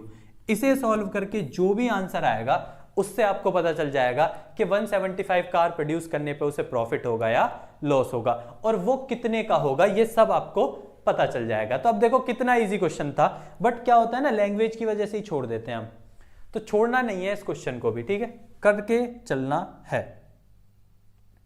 तो ये पहली केस स्टडी आपकी हो गई। अब बात करें दूसरी केस स्टडी की, तो इस टाइप की केस स्टडी तो आपने वैसे पहले भी की होंगी, बट मैं फिर से इसको भी समझा देता हूं आपको। चलो, क्वेश्चन कह रहा है Rohan is very intelligent in maths. Rohan maths में बहुत इंटेलिजेंट है। चलो जी भैया, होएगा, ठीक है, हमसे भी ज्यादा ही होगा जब इतना इंटेलिजेंट है तो। He always try to relate the concept of math in daily life। अब वो रोज कोशिश करता रहता है कि मैथ्स के जो कॉन्सेप्ट है उन्हें कहाँ यूज करे, डेली लाइफ में। One day he is walking away from the base of a lamp post at a speed of 1 meter per second। एक दिन वो लैंप पोस्ट से दूर जाने लगा, away from the base of lamp post से दूर जाने लगा, इधर को चलने लगा। और किस स्पीड से चलने लगा? 1 मीटर पर सेकेंड से। देख रहे हो लड़के की चाल, 1 मीटर पर सेकेंड की रफ्तार से जा रहा है। Lamp is 4.5 metre above the ground. Lamp जो है ग्राउंड से 4.5 मीटर ऊपर है। ठीक है, फर्स्ट पार्ट क्या कह रहा है? If after 2 second the length of shadow is 1 metre. 2 second बाद लेंथ ऑफ शेडो कितनी है? 1 मीटर है। तो कह रहे हैं what is the height of Rohan. तो कह रहा है बताओ रोहन की हाइट क्या होगी। तो मैंने रोहन की हाइट x मान ली। मैंने रोहन की हाइट क्या मान ली? x। चलो भाई रोहन की हाइट बताओ 2 सेकेंड बाद। 2 सेकेंड बाद एक्चुअल में ना रोहन 2 मीटर चल चुका होगा। तो 2 सेकेंड बाद ये जो दूरी होगी ना, ये 2 मीटर होगी, क्योंकि 1 सेकेंड में वो 1 मीटर दूर जा रहा है ना लैंप पोस्ट से। तो 2 सेकेंड में वो लैंप पोस्ट से कितना दूर चला गया होगा? 2 मीटर। तो लैंप पोस्ट से 2 सेकेंड बाद वो 2 मीटर जाएगा। शेडो 1 मीटर की है ये। अब आप जानते हो मैं इसमें लगा सकता हूं बीपीटी, ये आपस में पैरेलल है। तो 1 का रेशो पूरे के साथ, यानी 1 का रेशो 3 के साथ, इस आधे का रेशो पूरे 4.5 के साथ। यहां से मुझे रोहन की हाइट मिल जाएगी। 4.5 इधर आ जाएगा, 15 या 45, 15 दूनी 30, 3/2 यानी 1.5 मीटर। रोहन 1.5 मीटर का है। रोहन की हाइट कितनी है? 1.5 मीटर। अब कह रहा है what is the minimum time after which his shadow will become larger than his original height. कह रहा है कितने सेकंड, मिनिमम कितना टाइम लगेगा उसकी। देखो मिनिमम 1 सेकंड लगेगी। क्यों? क्योंकि 1 सेकंड में रोहन मिनिमम लगेंगे उसे 2 सेकंड।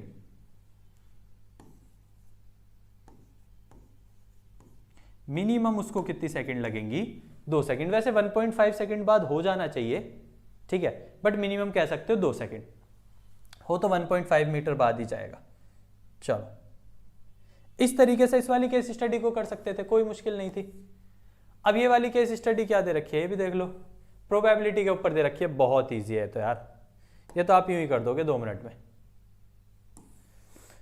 पहले पार्ट में मांगी है प्रोबेबिलिटी, या तो वो वुमेन हो या रिपब्लिकन हो। रिपब्लिकन इज अ वुमेन और रिपब्लिकन। तो रिपब्लिकन है 17 और 20, टोटल 37। रिपब्लिकन है total 37। What is the probability person is a Democrat. ठीक है, नीचे और वाला कर लो, what is the probability person is a Democrat. ये इजी समझ आ जाएगा, वो समझ में कम आएगा थोड़ा। पर्सन डेमोक्रेट है वो कितने हैं? 39। टोटल पर्सन्स कितने हैं? 100। तो ये तो खत्म हुआ। सेकंड पार्ट कह रहा है what is the probability person is a independent man. Independent हो और मैन हो ऐसे पर्सन्स कितने हैं? 7। तो ये 7/100 हुई प्रोबेबिलिटी। टोटल 100 है, यहाँ पे देख लेना, टोटल मिल जाएंगे आपको। अब तीसरे पार्ट में कह रहा है probability person is a independent man और ग्रीन पार्टी मैन। या तो पर्सन इंडिपेंडेंट मैन हो या ग्रीन पार्टी मैन हो। तो इंडिपेंडेंट में मैन 7 हैं, ग्रीन पार्टी में 3 है, तो टोटल कितने हो गए?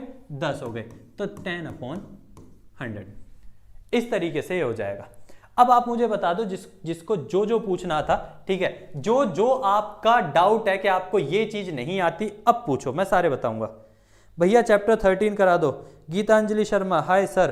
हाय, ठीक है, बिल्कुल हाय है, सिर्फ हाय बोलना, ठीक है, लगाना नहीं। मजाक कर रहे हैं। चलिए ठीक है, ये आपका सैंपल पेपर कंप्लीट हो गया। कल के पेपर के लिए मेरी तरफ से आप सभी को बेस्ट विशेस हैं, ठीक है, बहुत ज्यादा बेस्ट ऑफ लक है आपको। आप सब एग्जाम फोड़ के आएंगे, यही उम्मीद है मुझे आप सबसे, ठीक है। हाँ अभिनव पाठक बता, 13 करवाओगे चैप्टर 13। देख सरफेस एरिया एंड वॉल्यूम्स में करा तो दूं, कराने में कोई दिक्कत नहीं है, बट चैप्टर ना लैंग्वेज का और चैप्टर थोड़ा बड़ा है, तो एक चीज समझ तू, ठीक है। मैं तेरे को एक चीज समझाता हूं, अगर पेपर में लग गई तो बल्ले बल्ले है, वरना कुछ कह नहीं सकते।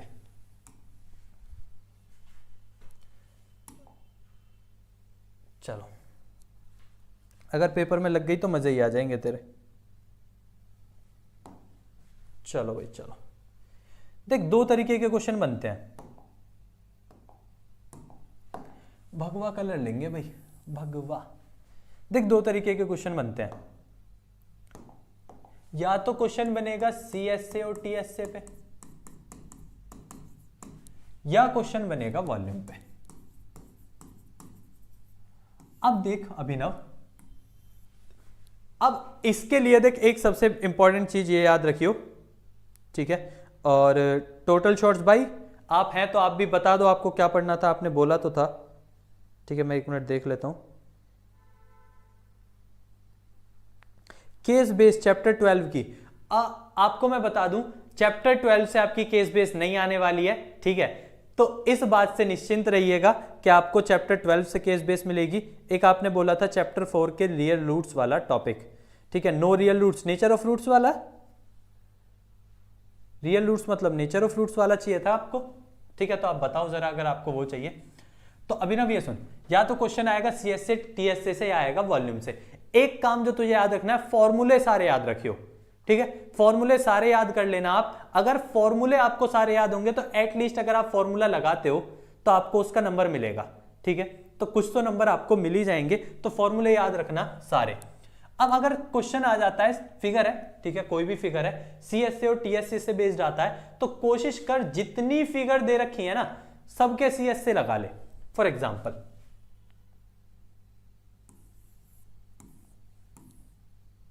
ये एक सिलेंडर था, इसमें से मैंने सपोज कुछ कट करा, तो क्या कर, ये वाला सिलेंडर है ना, अब सिलेंडर में से मैंने कुछ काटा है, देख जैसे इधर से ये काट दिया हेमिस्फीयर, तो सीएसए ऑफ सिलेंडर ले। एक फिगर में सिलेंडर यूज हो रहा है तो वो ले। अब सिलेंडर के इस वाले हिस्से को देख, उसमें से क्या कटा है, हेमिस्फीयर, तो भी सीएसए ले ले हेमिस्फीयर का।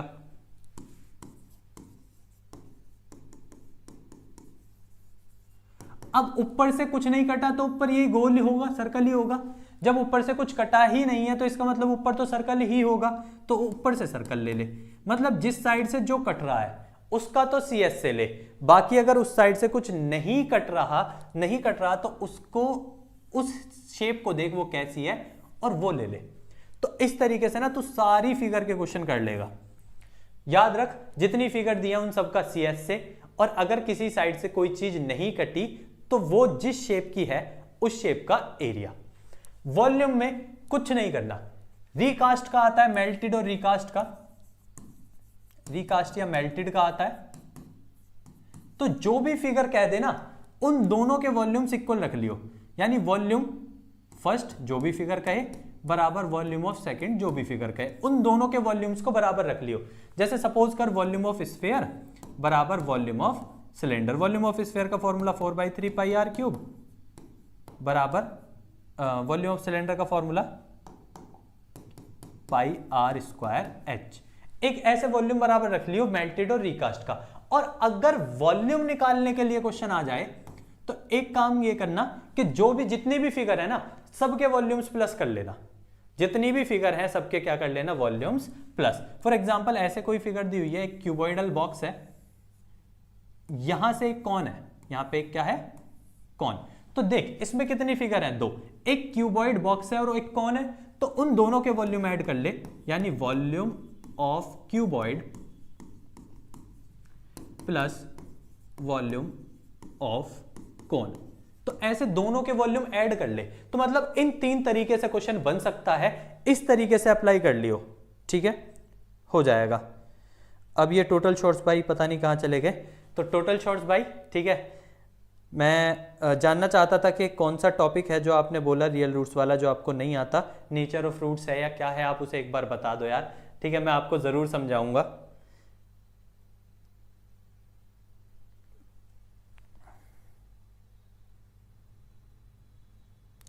मुझे लगता है भाई चले ही गए, ठीक है, चलो ठीक है, अभी ना इस तरीके से कर लियो, ठीक है। चलो अब तो लाइव एंड होने को ही आ रही है, ठीक है, बस थोड़ा सा टाइम और लूंगा आपका, ज़्यादा नहीं, फिर आप अपना तैयारी में लगना, मेहनत करना, ठीक है, बाकी सब चीज़ें। चलो भाई हाँ क्या कर सकते हैं,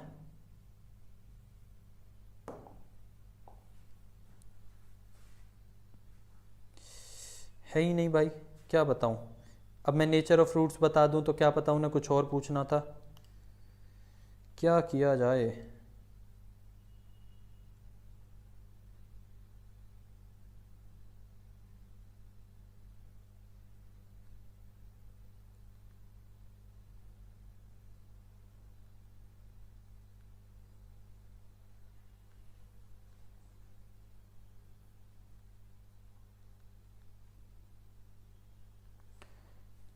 चलो भाई ठीक है।